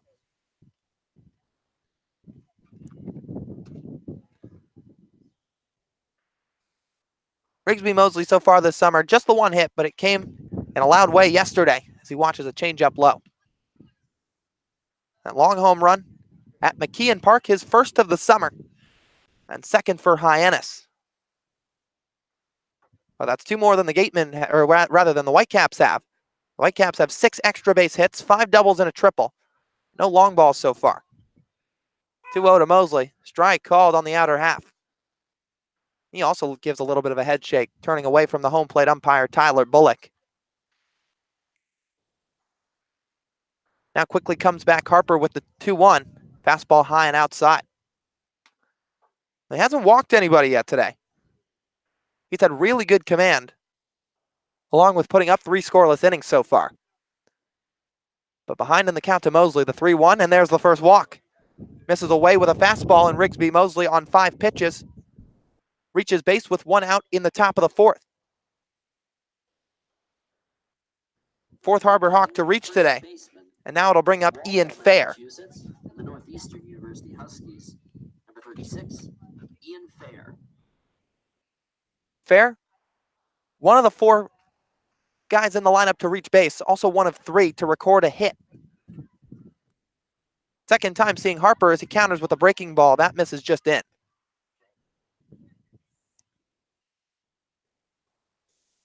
Now Fair, another guy looking to make himself known here in 2019. But he did just that and more over at Northeastern as Harper gives a courtesy throw over to first, a B move, but back safely with a head-first slide is Mosley. Fair led Northeastern in almost everything offensively. Average on base, or rather than he was second in hits, home runs, and total bases. So top 2 in just about every offensive category as he watches a heater up high. Now time's going to be called for a mound conference with Harper as he's worked himself into the most trouble he's seen today in terms of his command. So vote out to the mound. Fair out of the box to reset himself a bit. But for Ian Fair, a 357 average in 2019. 15 extra base hits, 8 of them coming on long balls.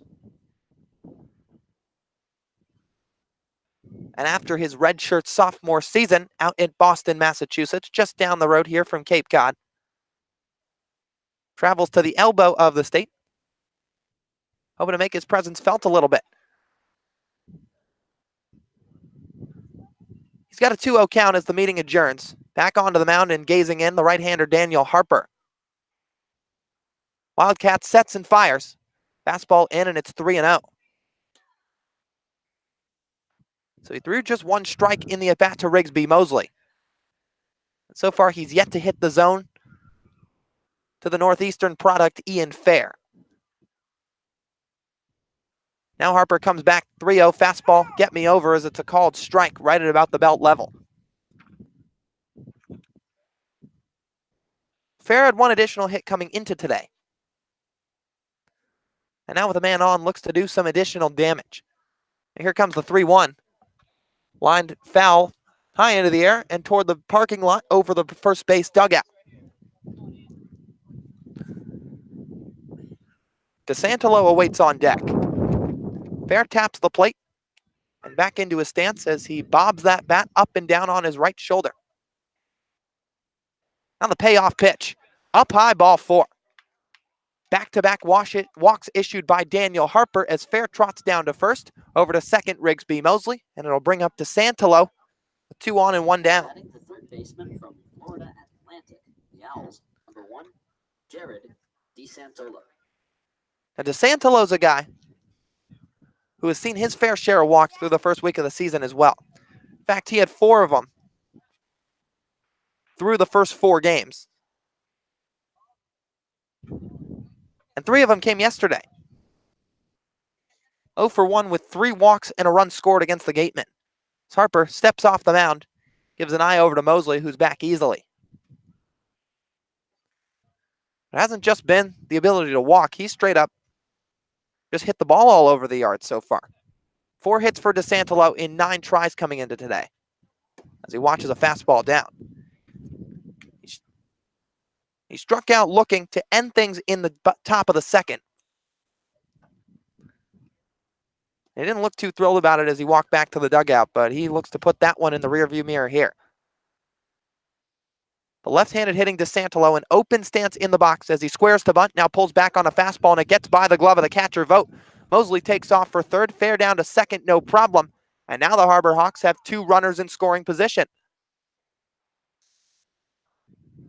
So DeSantolo awarded a little extra help and a gift given by the catcher, Vogt, who couldn't quite squeeze up that ball from Harper. And now he's got himself in a 2-0 count with 1 down, 6-0 the score still here from Stony Brook Field in favor of the home Whitecaps.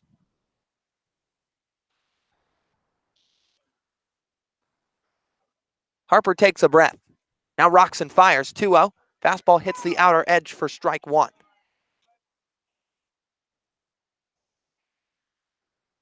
Now Hyannis had success here at Stony Brook last season. In the 2 games they played, both coming separately, unlike the doubleheader today. They had 1 win and 1 tie. 2-1. Slap toward the left side, through for a base hit. Mosley's going to score up to third, Ian Fair, and Jared DeSantolo picks up his 2nd RBI of the season, and he puts the Harbor Hawks on the board with an RBI single in the top of the 4th.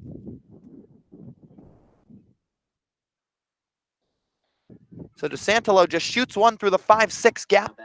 A line drive past both Workman and Castanen, and now it's runners on the corners for Justin Mitchell. But DeSantolo, a guy who saw a lot of right-handed pitching in his time at FAU this past season, continues to crush arms from the right side here so far in the Cape League. So now Mitchell, fresh off a single to right, looks to bring in Ian Fair, who stands at third. DeSantolo a short lead at first. And now the offering. Line drive into left field, base hit. Fair cruises home, steps on the plate, and back-to-back RBI singles here in the top of the 4th for the Harbor Hawks. Makes it 6-2 Whitecaps. 2 for 2 day for Justin Mitchell as DeSantolo moves up to second, and now there's 2 on with 1 out for Bryce Teodosio. So now after that strikeout to Goodman to lead off the inning, Daniel Harper has given up 2 walks and 2 singles. Vogt's going to call time to have a quick word with them to go over the scouting report for Teodosio. But now the Harbor Hawk offense starting to come to life a little bit the second time around against the Kentucky Wildcat.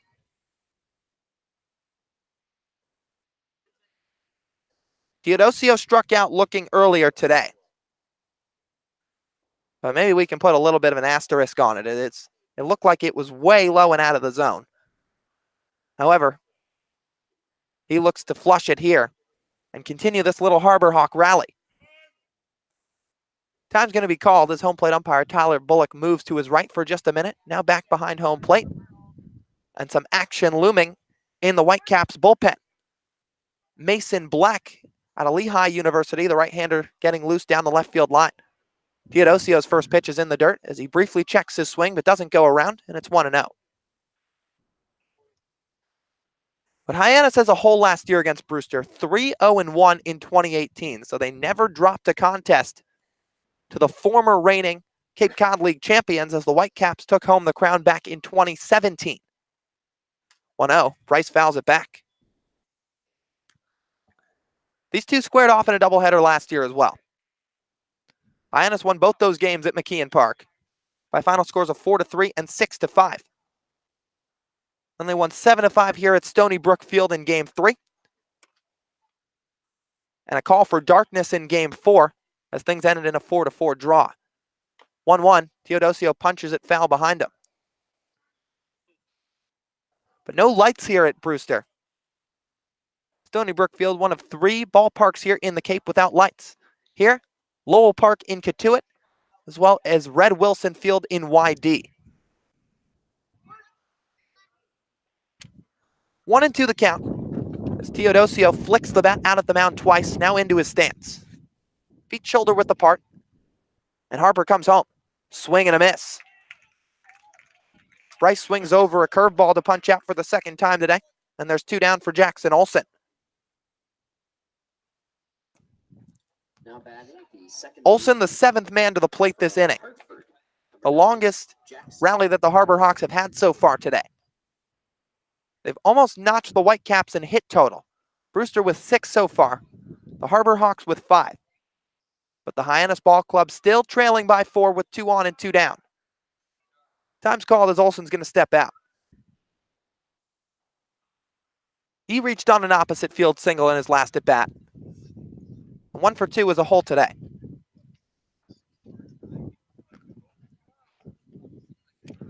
Now Harper's first offering.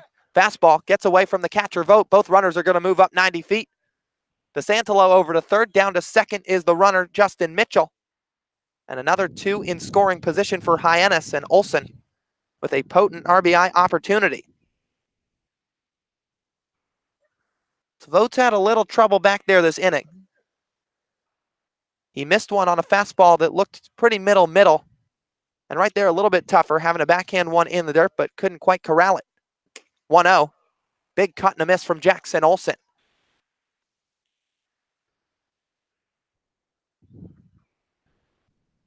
So Jackson with that single back in the third. Broke a 3-game hitless streak for him after that 3-hit day on opening night against Chatham. 1-1 in the dirt. This one chested up by the catcher Vogt, and the Terrapin smothers it to prevent a run from scoring.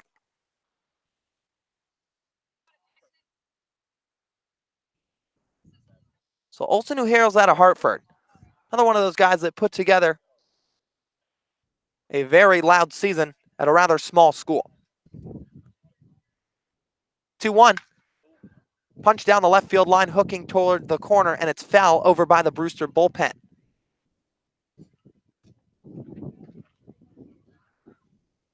Olson, 309 average in 2019. Also swiped 8 bags. As we've seen so far through the first week of the season, it's a pretty slick glove as well.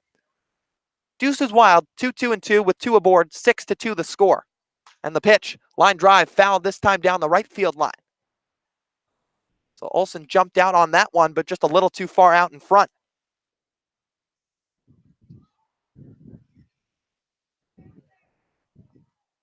Olson put together a hit total that ranked 2nd in the American East Conference. And here looks to pick up hits in back-to-back at-bats. 2-2 again. Ground ball over to first, just tailing foul. And Olson broke his bat on that one. He's going to need a new piece of wood. DeSantolo back to third. Mitchell walks back over to second. We have seen a handful of broken bats through the first week of the season, which is pretty common in a wood bat league. Teodosio's broken a couple. Olson's now broken 1. And it's happened with a couple of other players already as well. So with a new maple brown piece of lumber, Olson waves it at the mound a couple times.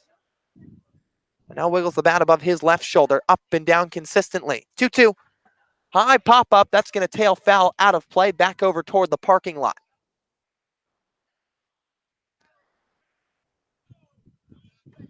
So Brewster with a pretty beautiful background beyond the confines of Stony Brook Field.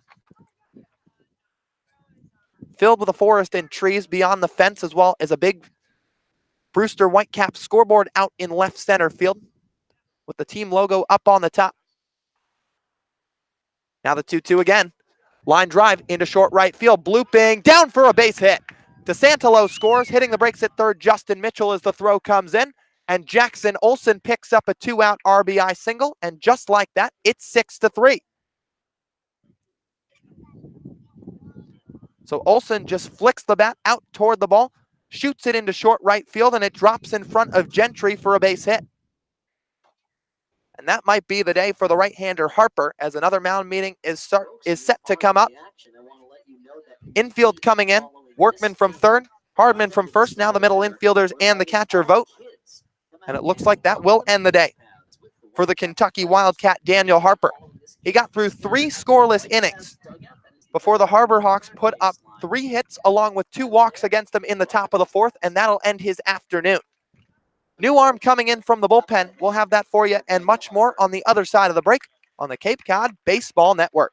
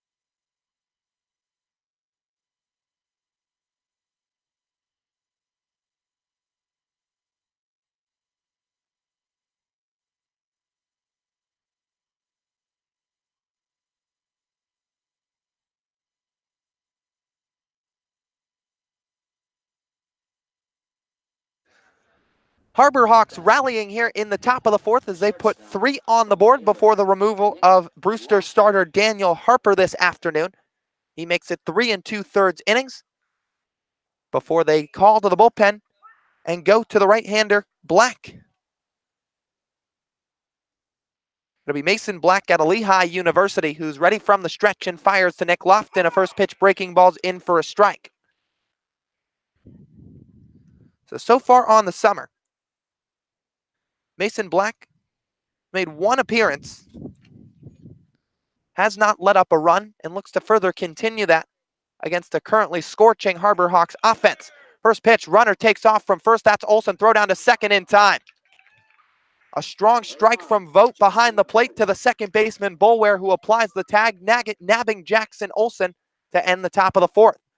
So Lofton's at bat will resume in the top of the fifth, but not before 3 Harbor Hawk runs are put across to cut the Brewster lead in half. It's the Whitecaps 6 and the Harbor Hawks 3. We'll be back for the bottom of the fourth when we return on the Cape Cod Baseball Network.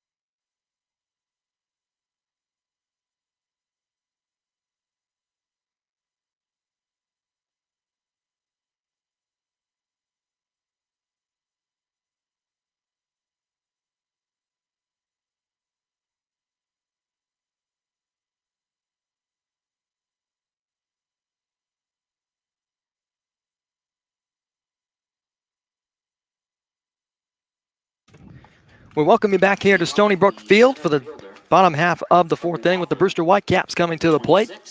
It's a 6-3 ball game. The home team, Brewster, out in front. The Harbor Hawks rallied a little bit in their last plate appearance, plating 3 runs across. A new hurler onto the hill. The right-hander from Northeastern University, it's Kyle Murphy, making his second appearance of his Cape League summer. Pitched back on opening night against the Chatham Anglers. As he fires in a first pitch fastball that misses inside to the batter to lead off the inning, Colin Davis. He's walked twice so far this afternoon. As we are about at the midway point of this 2-game doubleheader on this Father's Day. Happy Father's Day to all the fathers that are listening.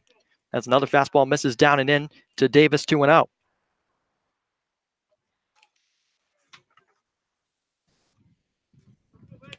Murphy working out of the windup here to begin things in the bottom of the fourth as Davis taps the plate a couple times and waves the bat out toward the right-hander as he fires in another fastball, brushing him back off the plate just a bit. 3 balls and no strikes.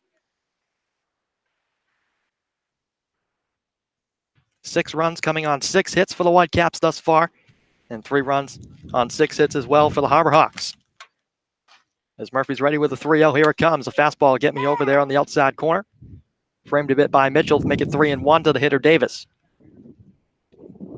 Alaric Solarte and Tyler Gentry also set to follow the center fielder from Wofford here in the inning. Murphy's 3-1. Fastball fired down low. We lost him. So Davis is aboard for the 3rd time today by way of a walk, and that'll bring up the Tennessee left fielder, Alaric Solari. Yeah, he's worked a couple of pretty good counts today. Drawing 2 walks in his first 2 at-bats, or plate appearances rather, but that one didn't have to do a whole lot of work there, just kind of tossing the bat, trotting down to first. For Quintal, that ended his night after 3 innings, gave up 6 hits, 6 runs, all earned, 2 walks and 2 strikeouts, and now Murphy looks to clean it up. First pitch to the new batter, Solari is taken up high, a fastball by the letters, 1-0. So far for Murphy, 5 pitches, 6 pitches, 5 of them balls. Just 1 strike being offered to Davis in that last at-bat, who is taking a short lead off of first, held on by Fair. The 1-0. In the dirt again, stopped by Mitchell on the backhand as he swings it between his legs before firing it back to Murphy, and now he calls time as he wants a quick conference. Murphy so far on the summer struggled a bit in his debut against the Anglers, allowed 4 hits, giving up 2 earned, walked 1, also struck out 1. But an ERA of 18, of course, a very small sample size. But Mitchell will retreat back to his position behind the plate, brushing some dirt off the plate in the process with that right foot. That Oklahoma Sooner red cleat. As Murphy takes a deep breath with that tan glove tucked under that right shoulder. Solari steps back in. Bit of a close stance toward the right-hander Murphy on the mound. As the bat rests on his shoulder, swings and fouls off a fastball straight back, up and over everything and into the playground area. Stony Brook Field behind an elementary school here in Brewster, Mass, on the elbow of the Cape. Spinning the throw back to first, as not even taking a foot off the bag was Davis that time. Perhaps just a courtesy toss.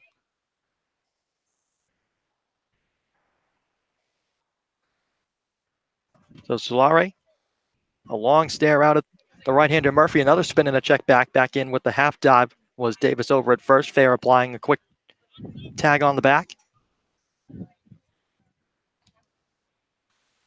So the Harbor Hawks once again putting up a 3 spot in the top of the 4th inning. Something about the number 3 with these guys, Lyle, as you mentioned yesterday, is this one is cracked in the air to center field, sending Teodosio back toward the fence, looking up, and it is gone. Ground rule double. My apologies. As Teodosio stopped and waved the hands in the air to signal it was hopping over the fence as he takes a slow walk back to his position. And it's going to be runners aboard at 2nd and 3rd, 2 in scoring position now. As that'll bring up number 28, Tyler Gentry, the Alabama Crimson Tide right fielder. And Soler really turned that one around. I mean, you heard it off the crack of the bat. It sounded like he got all of it. Chased Teodosio all the way back to the wall.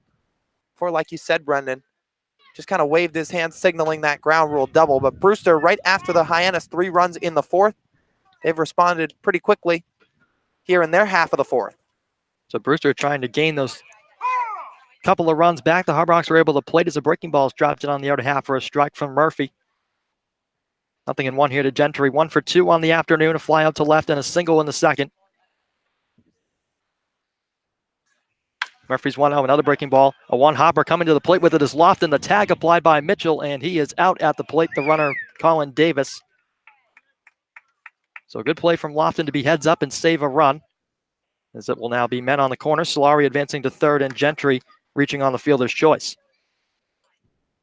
And Lofton's got a really good glove over at short. And we've already seen a couple of nice plays from him today, but there, saw the runner crashing from third, Colin Davis, and didn't hesitate to quickly throw home to Justin Mitchell, who squeezed it and put down a quick tag to prevent any further runs. So here is the Kentucky Wildcat, the DH TJ Collette. Also 1 for 2 on the day. Laced a single in the first inning and bounced one in front of the plate where Mitchell made the play to retire him in the second inning. So it's Solari at third and Gentry at first, 1 away, bottom of the fourth. Murphy fires a fastball into the dirt, 1-0.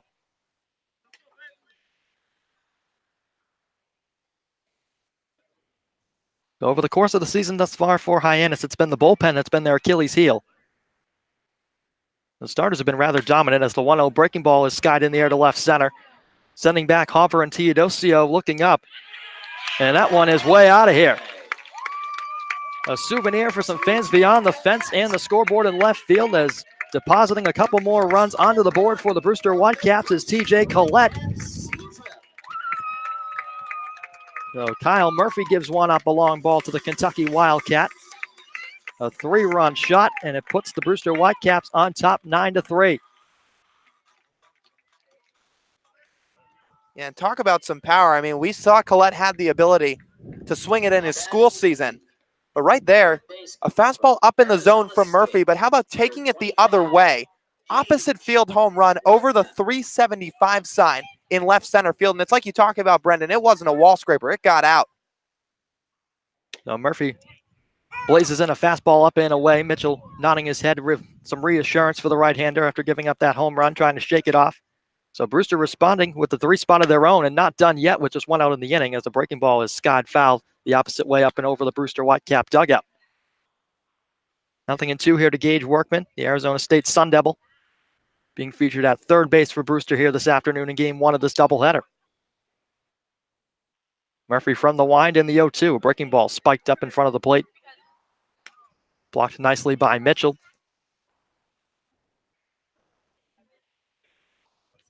So 1 ball and 2 strikes. And is putting his left hand up, asking for some time before tapping the plate. Now the 1-2, a fastball wave and a miss, strike 3. There's a good response by Murphy to bounce back and strike out Workman. That'll bring up Marcus Costanen. Yeah, and Murphy didn't fool around there. He just went right after him, put a fastball right at the letters. And Workman just swings underneath it, coming up empty. So good heater there from the right-hander Murphy for the second out. So Costanen's had himself a pretty nice Cape Cod League debut. Getting thrown into the lineup after arriving here in Brewster this morning, was hit by a pitch as well as launched a double in the third inning, set for his third plate appearance of the afternoon. A breaking ball into the dirt, 1-0.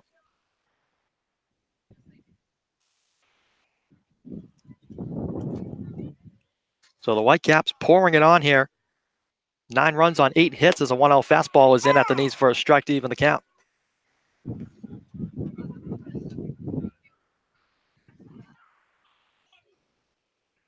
Murphy not fooling around after giving up the home run. Here comes the 1-1 from the windup. Another breaking ball down and away. 2 balls and a strike to the new rival, Costanen. Flag blowing steady from right to left in the outfield as Murphy's ready, the 2-1. Another fastball. That one just misses wide off the plate. So the count here in favor of the UCSB shortstop, Costanen, 3-1. Murphy fires in another fastball. That's down low by the ankles, and he walked him. Second walk of the inning for Murphy. And that will send Costanen down to first base with the Maryland catcher, Justin Vogt, set to make his third plate appearance here in the fourth. Number 43, Justin Vogt. So Vogt has already singled and scored. That came back in the second inning. And bounce went over to Lofton at shortstop in his second at bat in the third.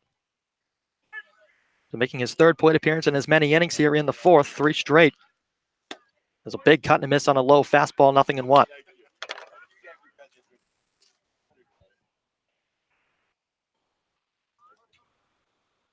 Costanza slowly gaining his lead over at first. Murphy, the right-hander, with his back turned to him, is ready, fires an 0-1. That's another fastball that misses down and away. Count even at a ball and a strike.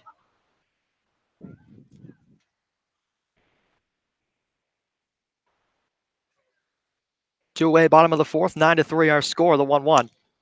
Another fastball down and away. Murphy trying to locate that down and away, hasn't picked up a call yet.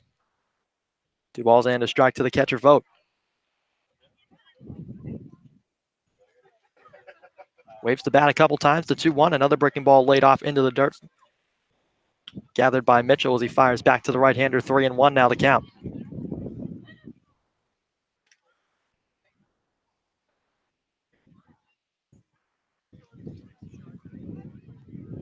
Murphy out of the stretch of the 3-run.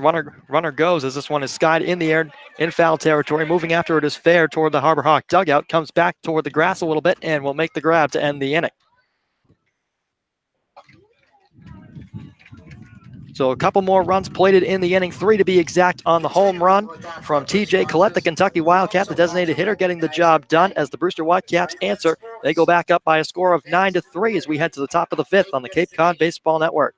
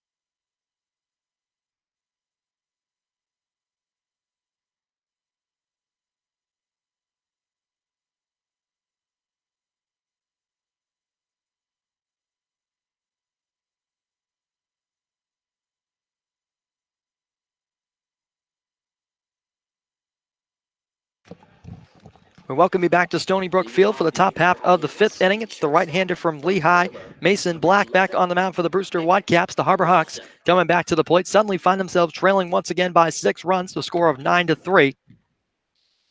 As we enter the later innings of Game 1 of this doubleheader. Keep in mind these games only 7 innings today on this Father's Day. As digging in, Nick Lofton batting from the right side as he watches a fastball go by at the knees for strike 1. Lofton on the day, 0 for 1. Reached on a fielder's choice in the 3rd as well. As the right-hander kicks and delivers another hard fastball, painting the outside black for strike 2 against the Baylor shortstop. Trevor Hopper and Hunter Goodman set to follow.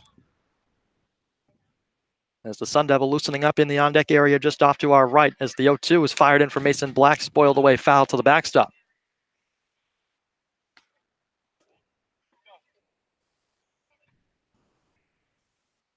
Not too much of a chilly day, but a steady wind has been carrying on throughout the afternoon as here comes the 0-2 from Black. A breaking ball sent in the air to straightaway center field. Coming on strong is Davis and making the grab, moving to his right slightly for the first out of the inning.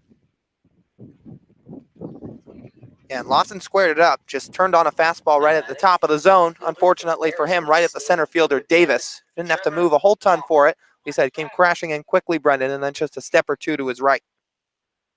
So Trevor Hopper making his way to the plate, taking a couple practice cuts before stepping in against Mason Black. A quick first out and disposing of Nick Lofton very quickly as the right-hander's ready. The first pitch, a bit of a half swing that time from Hopper as he offered a breaking ball down and away, 0-1 the count. Hopper, a couple of screaming liners to right field, both of them caught, so he's 0 for 2 on the afternoon, the 0-1. Another breaking ball about belt high but wide. Evens the count 1-1. Oliver making his third plate appearance has to be a bit frustrated. He's squared up the ball pretty well this afternoon, but nothing to show for it on the scorecard. The 1-1 from Black. Fastball on the ground towards second base. Moving after it is Boulware. He's got it flipped to first in time to retire Hopper out number 2. And like we talked about, Brennan, that one just a round ball out to second. But for Trevor, a couple of really hard hit balls that he just hasn't found any grass on. And we kind of talked about the same thing with Brooks Carlson a couple days ago when he was squaring everything up. Wasn't finding any grass. Eventually, they started to fall for him. He had a couple of hits, and I think more of the same is going to start to happen for Trevor. When you're hitting the ball that hard, that consistently, you're not going to stay that unlucky. Well, here's a guy that has not been unlucky. Hunter Goodman batting from the right side as he goes after the first pitch and sends it in the air to right field, but right at Gentry is coming in a few steps to make the easy play to retire the side. So the Harbor Hawks go quickly, 3 up, 3 down, as the score remains the same, 9-3, headed to the home half of the 5th here on the Cape Cod Baseball Network.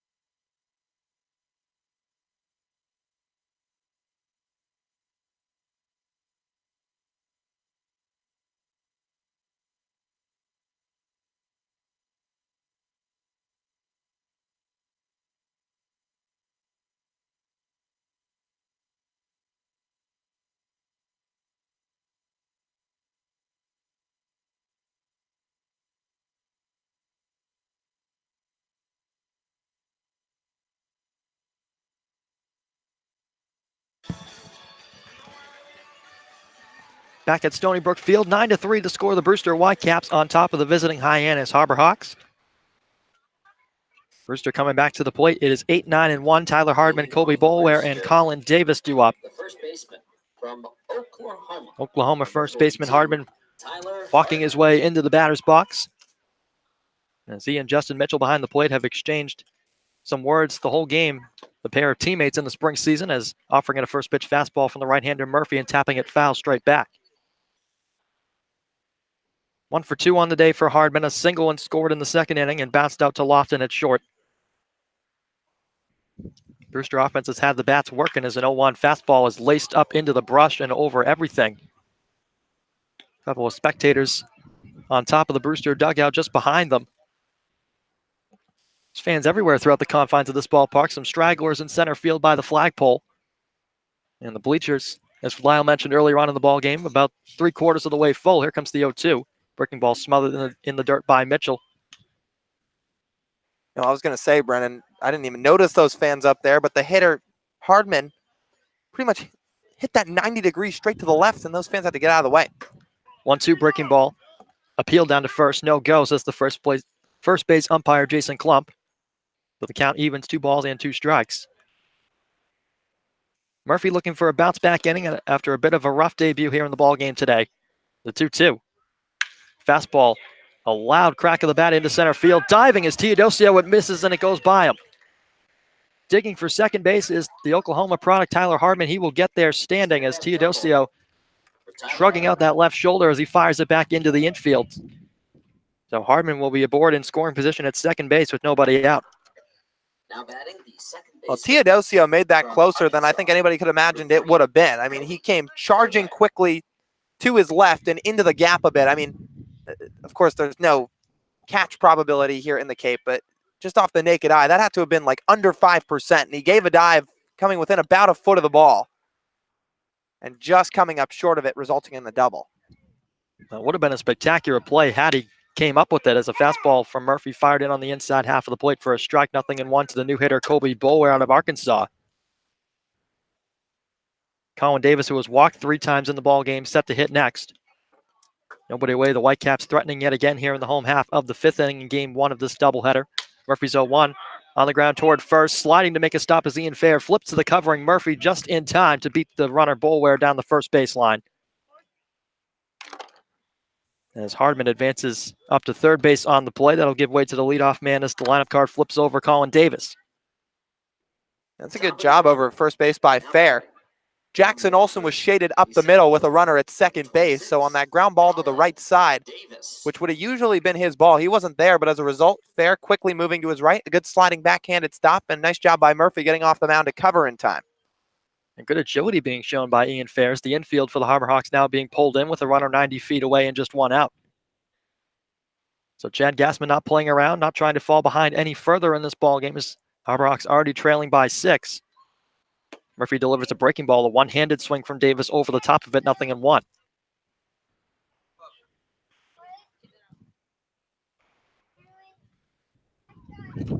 So the toes of the Harbor Hawks infielders on the lip of the infield grass as Davis resets himself, tapping the helmet a couple times, now waving the bat toward the Northeastern Husky Murphy. The 0-1. Fastball in the dirt, knocked down by Mitchell, but he can't find it as it skips away to his left. The run's going to come in to score. Hardman crosses the plate, make it a 10-3 Brewster Whitecap advantage. And Mitchell gave a good effort to backhand it and try to keep it in front of him, but just a little bit too tough there as Murphy put it in the dirt, and as a result, pretty easy trot home for Tyler Hardman. Now Murphy struggled a bit with his location in multiple at-bats against Chatham back on opening night. He did walk only 1. But it results in some pass balls and run scoring is evident right there as another run crossing the plate. Brewster has put a run up in every frame thus far in the ballgame. 1-1 pitch to Davis, a breaking ball down and away. Mitchell tried to bring it back toward the outside corner, couldn't pick up the call, 2-1.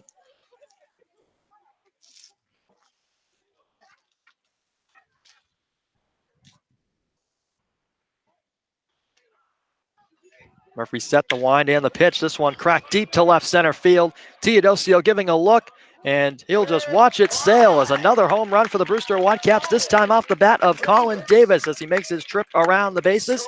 Extends the Brewster Whitecap lead out to 8. It's now 11-3.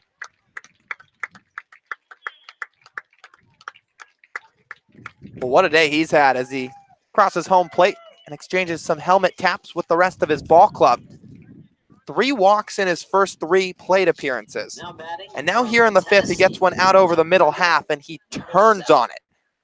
I mean, over one of the short trees there over the 375 sign in left center. I mean, there was no doubt about it off the crack of the bat. An absolute shot off the bat of Davis as the new hitter Solari steps in and watches a fastball spiked into the dirt in front of his front foot.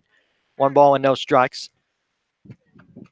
Now you mentioned it, Lyle. That one, all the outfielders could do, Hover and Teodosio, who were converging, just watch that one sail as the 1-0 is sent up and into foul territory down the right field line. Fair racing after it, but will not have a play as it falls in front of the Harbor Hawk bullpen.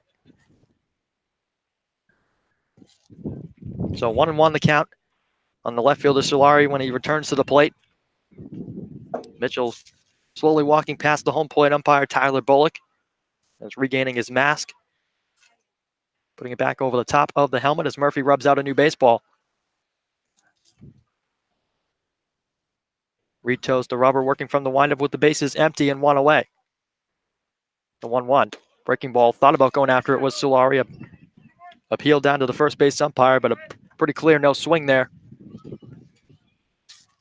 Solari's also had himself a sterling afternoon. Double and scored as a wave and a miss at a breaking ball.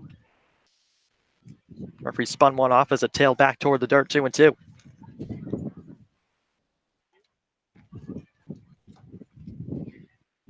Murphy in desperate need of an out. Here comes the 2-2 offering, a fastball down and away, and it runs the count full on Solari.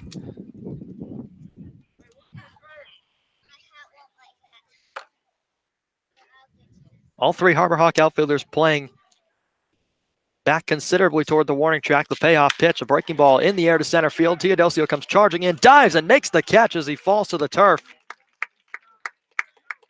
Ball skipped out of his glove as he hit the ground, but third base umpire Pat Burns making sure the whole ballpark knew that he was out. So Teodosio with the fine charging play coming in on it, and here comes Tyler Gentry from Alabama.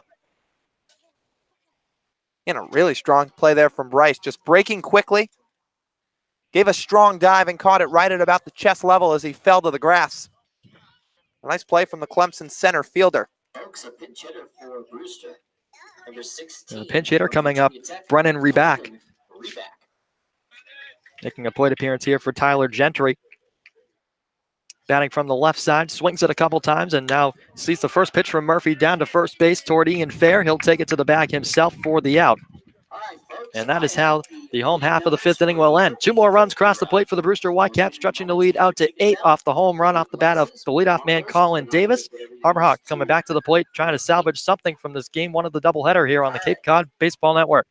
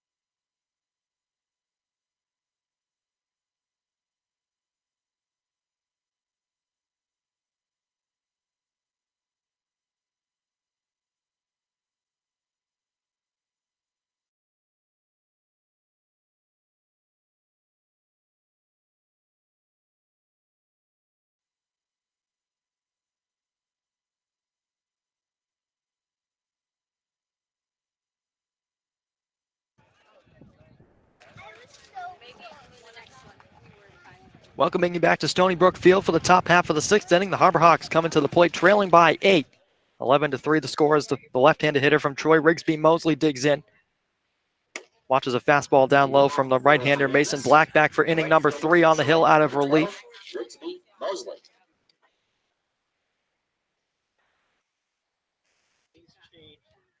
1-0 offering from the right-hander, cracked toward the right side and through into right field. A base hit. It gets in between Boulware and Hardman, so Rigsby Mosley finds himself aboard to kick things off here in the sixth inning. Harbor Hawks have piled up a few hits. They've got 7 now on the board, From Northeastern. but it hasn't resulted in many runs. Ian Fair. There's 10 hits on the flip side of the scoreboard for the Brewster Whitecaps, resulting in 11 runs. A couple of pass balls, a few walks, and a few hit by pitches, so some free passes given up by the Harbor Hawks staff today. Just one 3-spot put up in the fourth by this Harbor Hawk offense. As here's Ian Fair, watches a fastball center cut. 0-1 the count on the Northeastern first baseman. Teammates with who we just saw come out of the bullpen for the Harbor Hawks, Kyle Murphy. It was gone 2 innings in this one. 0-1, a breaking ball. That one in the air to short right field, falling fast and in front of the right fielder, in for a base hit. Advancing up to second, 90 feet, is the runner Rigsby Mosley.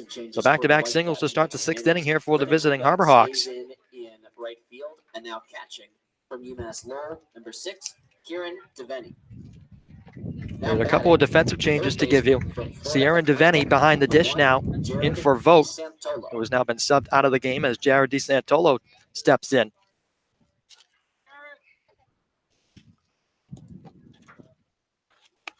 Out in right field, it's Brennan Reback, who we just saw come in to pinch hit. So DeSantolo waving the bat a couple times toward the mound against the right-hander Mason Black. Couple runners aboard, nobody away. In the visiting half of the sixth, as he sends a fastball into the netting off to the left. Just in front of the bleachers behind the Brewster Whitecap dugout, 0-1. DeSantolo has had himself quite a nice season. As far as we've talked about a bit, 4 for 9 so far in his Cape League summer, coming into the action today here in Brewster. Still one more game to come. Mosley off of second, Fair off of first, and 0-1 count. Here's the pitch. Big cut and a miss on a high fastball up and away. Devaney pumps his fist in reassurance for his right-hander.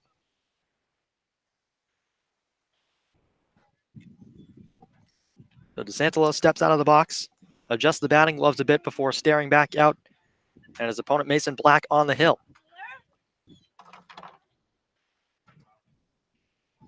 Black peering in down at Devaney, gets his sign, now comes set at the chest.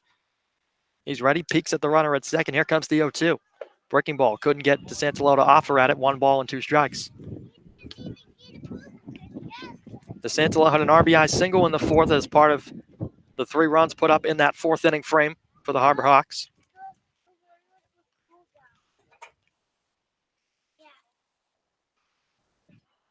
Black's ready once again, kicks and delivers a 1-2 fastball, cut and missed by DeSantolo, is shaking his head as he walks back to the dugout. Perhaps frustrated with himself. He goes down by way of the K for the 2nd time today, and that'll bring up Justin Mitchell. Now batting, the catcher from Oklahoma, number 7, Justin Mitchell. So Mitchell out of the 8th spot in the order for the Harbor Hawks today has had himself one of the better afternoons of his young summer thus far. 2 singles, picked up an RBI as well, and was stranded at third both times.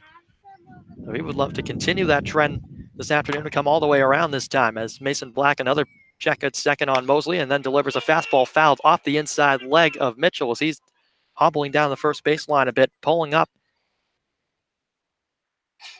where the home plate area and the base path meet as he tries to walk it off. Home plate umpire walks a new baseball out to Mason Black to give the catcher from Oklahoma a chance to recuperate. As he breaks out in a smile about it. Catchers are usually tough customers behind the plate. They don't let too many things get to them, as Mitchell will shake this one off and take a couple of practice cuts next to the right-handed batter's box before stepping back in. Home plate umpire Tyler Bullock brushing some dirt off home plate to give Mitchell just a bit more time. And now we're set to resume play. Both runners for the Harbor Hawks taking a short lead off their respective bases.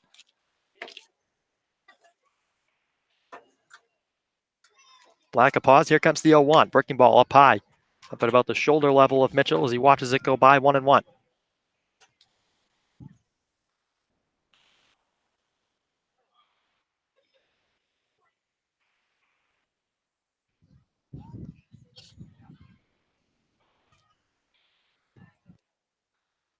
A pause. Here comes the 1-1.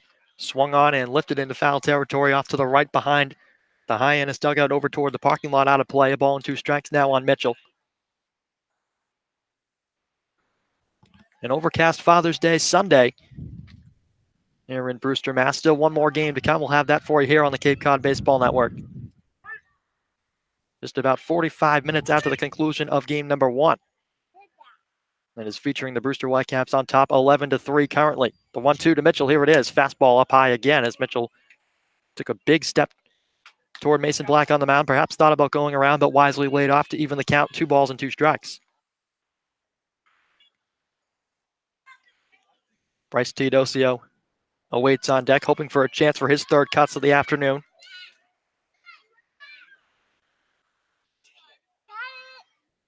Black's 2-2. Breaking ball spiked into the dirt, knocked down by Devaney as he almost topples over as he tried to corral the ball that trickled to his right. No advancement for the 2 runners at first and second, and now the count is full to Justin Mitchell, 3-2.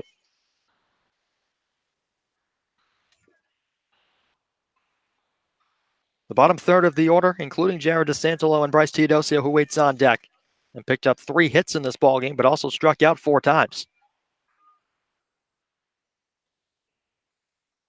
So a bit of production, but Mitchell would love to get a 3-2 pitch he can handle here as it on the outside corner picks up the strike call.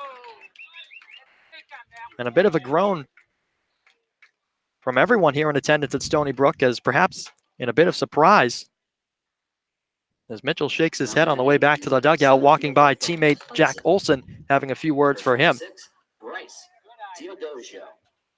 Strike zone has been a bit wide for the majority of the afternoon.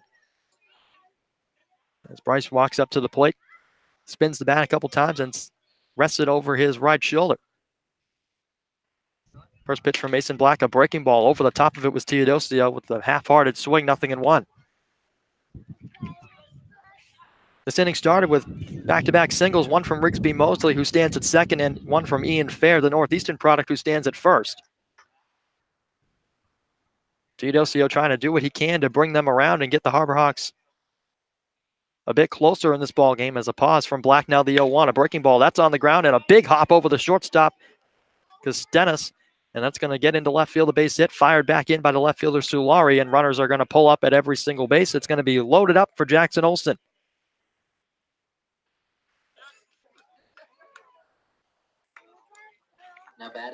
So a good piece of contact there from Teodosio as he picks up hit number 1 on the summer. He had been struggling a bit with the bat, but trying to pick it up now as his teammate Jackson Olsen, as the lineup card flips over to the top.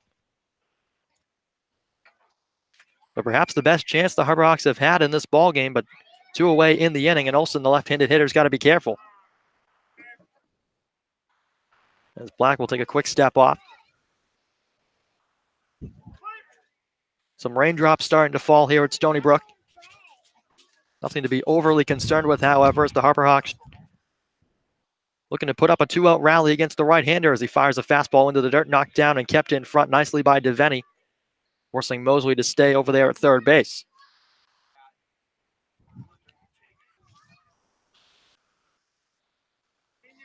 Head coach Chad Gassman gazing back at his hitter Jackson Olsen, gives him a couple claps of encouragement as he awaits the 1-0. Is staring down in his catcher is Mason Black. He's set at about the shoulder level with that brownish tan glove, the 1-0. Fastball in the air to right center. That's falling fast, but not fast enough, as ranging over is Colin Davis to make the play with the glove about belt high as he makes the basket grab for out number 3. The Harbor Hawks strand them loaded. Still 11-3, headed to the home half of the 6th inning as we wind down game 1 of this doubleheader on the Cape Cod Baseball Network. It's baseball season.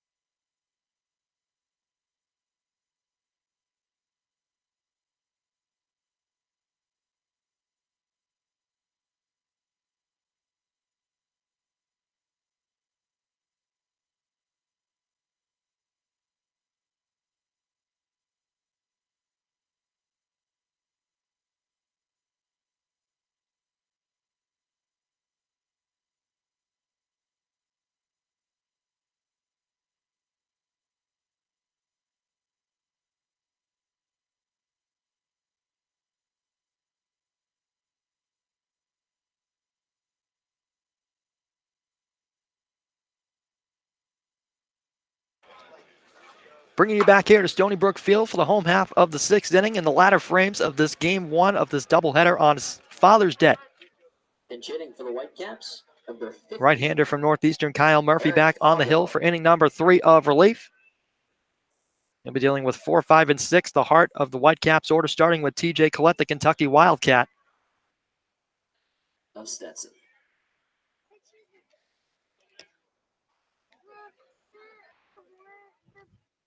My apologies, this is a pinch hitter, Eric Fago from Stetson, as he pops one up into the short outfield grass. Nick Lofton ranging back and making the over-the-shoulder grab to retire him for out number 1. They'll bring up the ASU product, Gage Workman. Now batting the third baseman. The Sun Devil on the afternoon Number 25. had the first extra base hit of the summer for the Brewster Whitecaps. That was not a double. A triple that came back in the 3rd inning. Also 0 for 2 with a strikeout and a bounce out as well on the day, in addition to that triple. Murphy missed with a 1-0 fastball outside.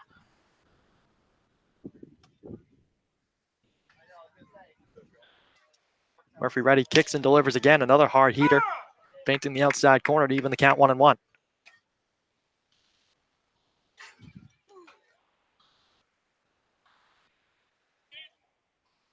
Murphy's 1-1. Breaking ball, Mitchell tried to bring it back toward the outside corner, could not.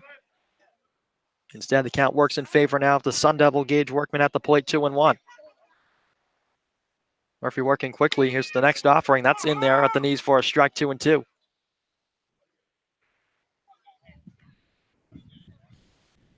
Even though it is a drizzly afternoon here from Brewster, some fans taking in the ball game and having a nice time.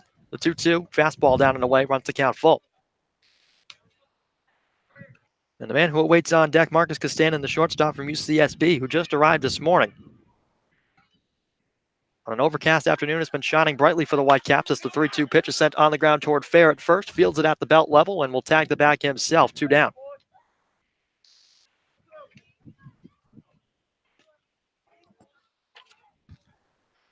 So here is Castanen. Has reached base 3 times this afternoon. A hit by pitch came around to score in the second, doubled and was stranded at third in the third, and then walked in the fourth. Making his 4th trip to the dish here in the 6th.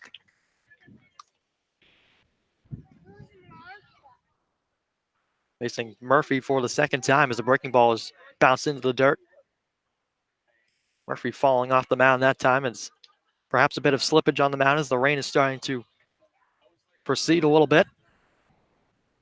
The 1-0. Another fastball in the dirt, knocked down by Mitchell. So he brushes it off on the right pant leg and then fires it back to Murphy on the mound.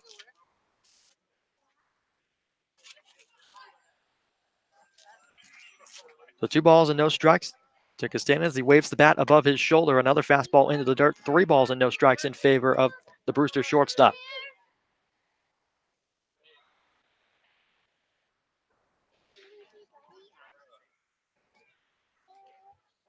The 3-0 from Murphy.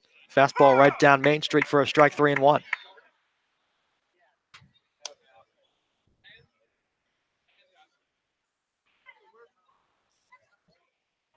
Castanen ready for the 3-1. Here it is. Cut and a miss. Tried to send that one into orbit. Instead, dealing with a full count when he returns to the box after kicking some dirt around is Castanen. 3-2, 2 outs, bases empty. Home half of the 6th inning. Brewster on top 11-3. Murphy trying to get out of it. The 3-2 breaking ball dropped in. Strike 3 on the inside corner. Castanen a jump turn as he walks back to the dugout, and Murphy trots off the mound, and that retires the side. So Murphy picks up the 2nd strikeout of his outing this evening.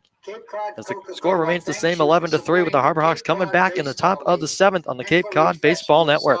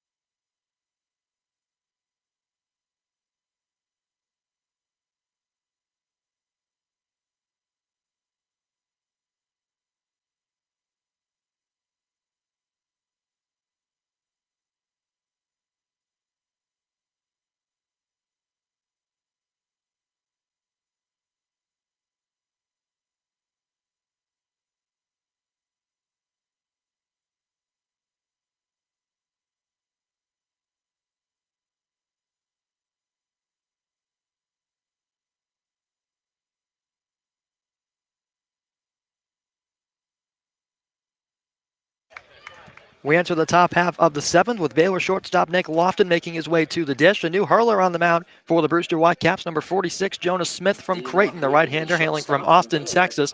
Made 24 appearances in his collegiate season with a 4-0 record, a 4.89 earned run average, and 35 innings pitched. Struck out 30 and walked 15.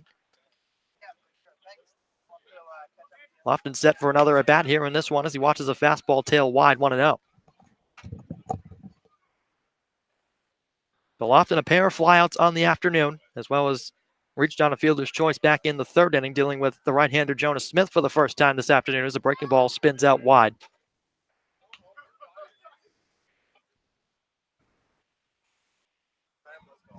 So 2 balls and no strikes on Lofton, who's had himself a great summer on the defensive side of the ball, trying to get the bat going here today.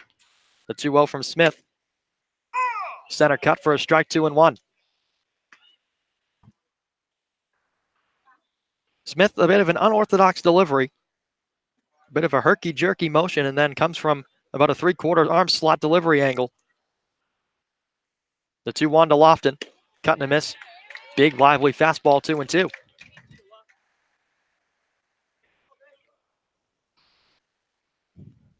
Taking some hacks in the on-deck area is Trevor Hoffer. He's had a rough afternoon, looking to change his fortunes. 0 for 3 thus far. A long stare from Smith down at his catcher, Devaney. The 2-2. A chopper back towards short. Kostenin flips to first. A great pick by Hardman over there at the bag as he helps out his teammate. And there's one down. Yeah, just a good play by the first baseman, Hardman, who just scooped it right out of the dirt. Couple steps in from the shortstop, Kostenin fielded it out in front. Low throw to first, but helped out on the other end. So Trevor Hoffer again set to go for the 4th time this afternoon as Smith was already set to go on the rubber, but takes a step off as realizing Hoffer is not yet set, adjusting the batting gloves before stepping in. Left fielder from ASU, number 10, Trevor Hoffer. Hoffer, a couple of hard hit balls today. Just hasn't been able to find any green outfield grass as he watches a fastball low for ball 1. 11-3 the score here from Stony Brook Field on a rainy Father's Day. 1 out in the Harbor Hawks half of the 7th. The 1-0. Another fastball, that one painting the black to even the count, a ball and a strike. Smith picked up 5 strikeouts in 2 1/3 innings pitched versus Seton Hall back on May 4th. Trying to continue that from that strong performance here in his Cape League summer as he misses with a breaking ball, 2-1.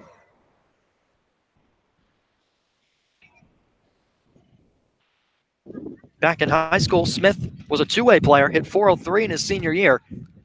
And of course, on the mound, was absolutely splendid with an ERA sub-1 of .89. As he comes home with a 2-1 as Hoffer spoils it foul off the fencing over by the Brewster dugout to even the count at 2-2.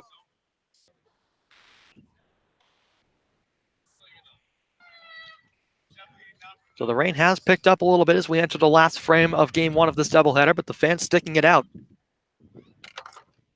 As Brewster putting on an event for the fans after the game, a kids run the bases with the team. Perhaps fans sticking around for the festivities as the 2-2 again is swatted away. Up and into the backstop as it trickles back toward the home plate area.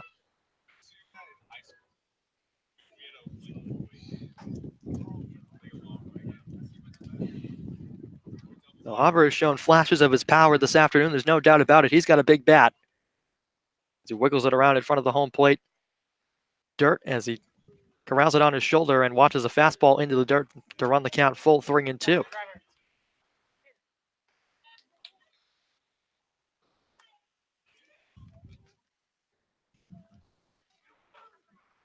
So Smith right arm dangling with the baseball. Gets his sign from his catcher, Devaney. Here comes a 3-2 pitch in just a moment. Kicks and deals. Fastball into the dirt. Hoffer heads down to first with a walk. Yeah, and that's now his 3rd walk of the summer, and not too uncommon for Trevor. He walked a lot in his season at ASU. In fact, through about the first 2 weeks of the season, he was top 15 in the country in walks. But works a good count there, not chasing anything too out of the zone, and reaches base with 1 down. So that brings up Hunter Goodman batting from the right side yet again with that black ankle guard on now. Didn't have that in his last at bat as he sends one in the air to deep center field. Ranging back is Davis toward the wall, leaping up, and it's gone. Hunter Goodman with a round tripper, a 2-run shot to make a lead 11-5. Brewster, they cut it to 6 here in the 7th inning. Hunter Goodman's 2nd home run of the summer. Had one yesterday afternoon at the hands of the Wareham Gateman. And launching another fastball deep to left center as Davis gave it a look over the fence but had no play. And that's just a towering 2-run bomb from Goodman. Straightaway center field. The center fielder for the Whitecaps and Davis gave a pretty good effort for it. Leaping right at the wall, wasn't too far out of his reach, but gets out onto that hill for his second home run of the season, and he gave it a ride, like you said, Brendan. So Hunter Goodman showcasing his powers. Rigsby Mosley launches one down the first baseline, but well foul. So 0-1. Smith trying to shake off that home run he just gave up. There was a 3-spot way back in the 4th inning, and now 2 more being put up here in the 7th as the Harborhawks not going quietly as Mosley watches a fastball outside. Evens up the count 1-1. Just one away. It was a ground up by Nick Lofton to start the inning. Both teams with 10 hits, but Brewster well ahead on the scoreboard 11-5 as Mosley taps one just past the mound. Dribbler toward third base, coming in to get it. An off-balance throw from Workman over to first, but beating it out is Mosley. So Workman made it a close play over there. A nice play to come in and get it off the bounce, but Mosley with some good hustle down the line. And now it's 1 on and 1 out again for Ian Fair. Well, it's like we like to say, Brendan, that's a line drive in the box score. So a single for Mosley, just kind of chops one to the left side. Some good speed to beat it out on the throw from Workman. Just keeps the rally going here in the 7th.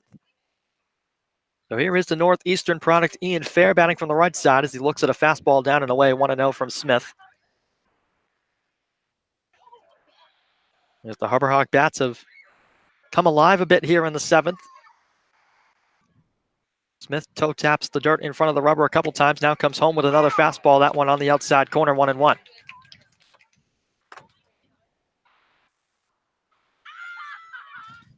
Middle infielders for the Whitecaps at double play depth. Third baseman Workman playing slightly behind the bag with the first baseman Harbin holding on the runner. Slap foul down the opposite way toward the Brewster or Hyannis dugout, I beg your pardon. 1 ball and 2 strikes now on Fair with DeSantolo taking some cuts in the on-deck area.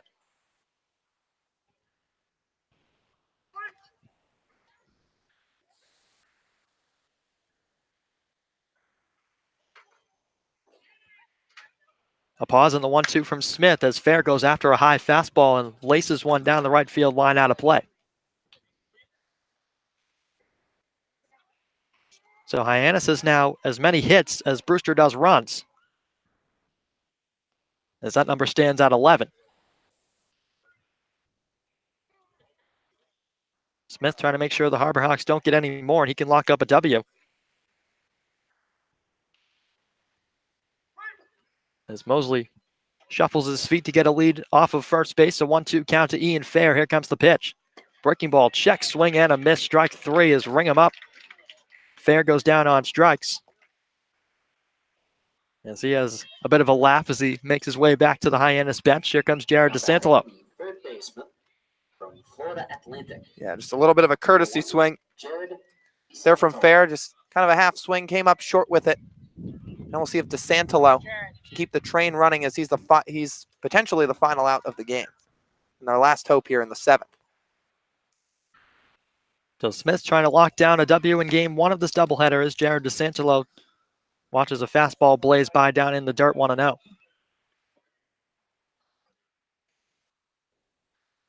Justin Mitchell hoping for one last plate appearance in game 1 as DeSantolo swings at a fastball and sends it into the netting off to the left of the home plate area.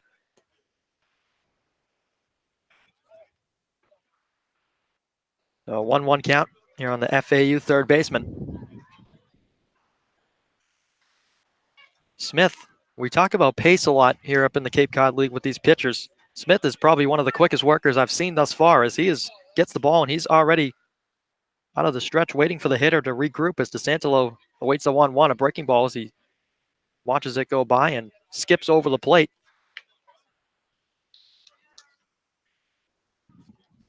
Two and 1 as Rigsby Mosley retreats back to the bag at first before getting a lead yet again here before the 2-1 from Smith. Right-hander ready, glove by the ear, kicks and fires, a fastball low. Count in favor of Jared, 3-1.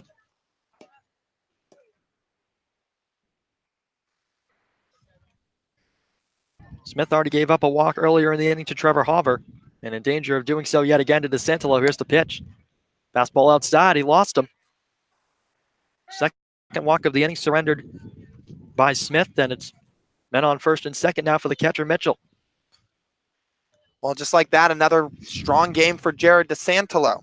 Reached base twice, 1 for 3, scored once with an RBI. And now his 5th walk of the week, 5th walk of the summer, rather, for that matter. And he just continues to produce for this Harbor Hawk lineup. So Hyannis making it tough for Smith on the mound to try and wrap this one up as Justin Mitchell stands in.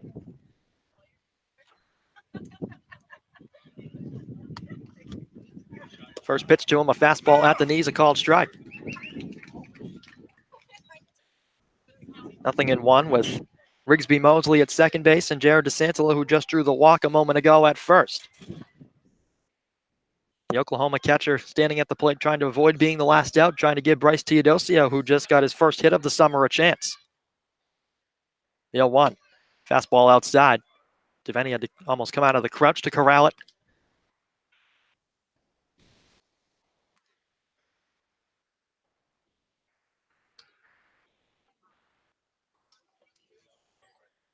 Smith, the long stare in, now gets his sign. He's ready.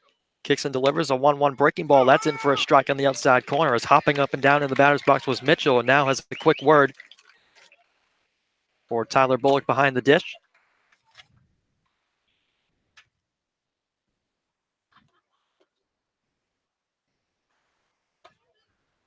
One strike away is Smith and the Brewster Whitecaps from wrapping this one up. The 1-2 pitch. Upstairs by the letters. Mitchell watches it go by wisely and now kicks some dirt around. 2-2, couple runners on. Deuce is wild. With 2 away in the top of the 7th, and 2 runs have already come home for the Harbor Hawks in this frame. Mitchell's ready, another 2-2. A breaking ball spiked into the dirt. Scampering to his right to get it was Devaney. Knocks it down, 3-2, a full count.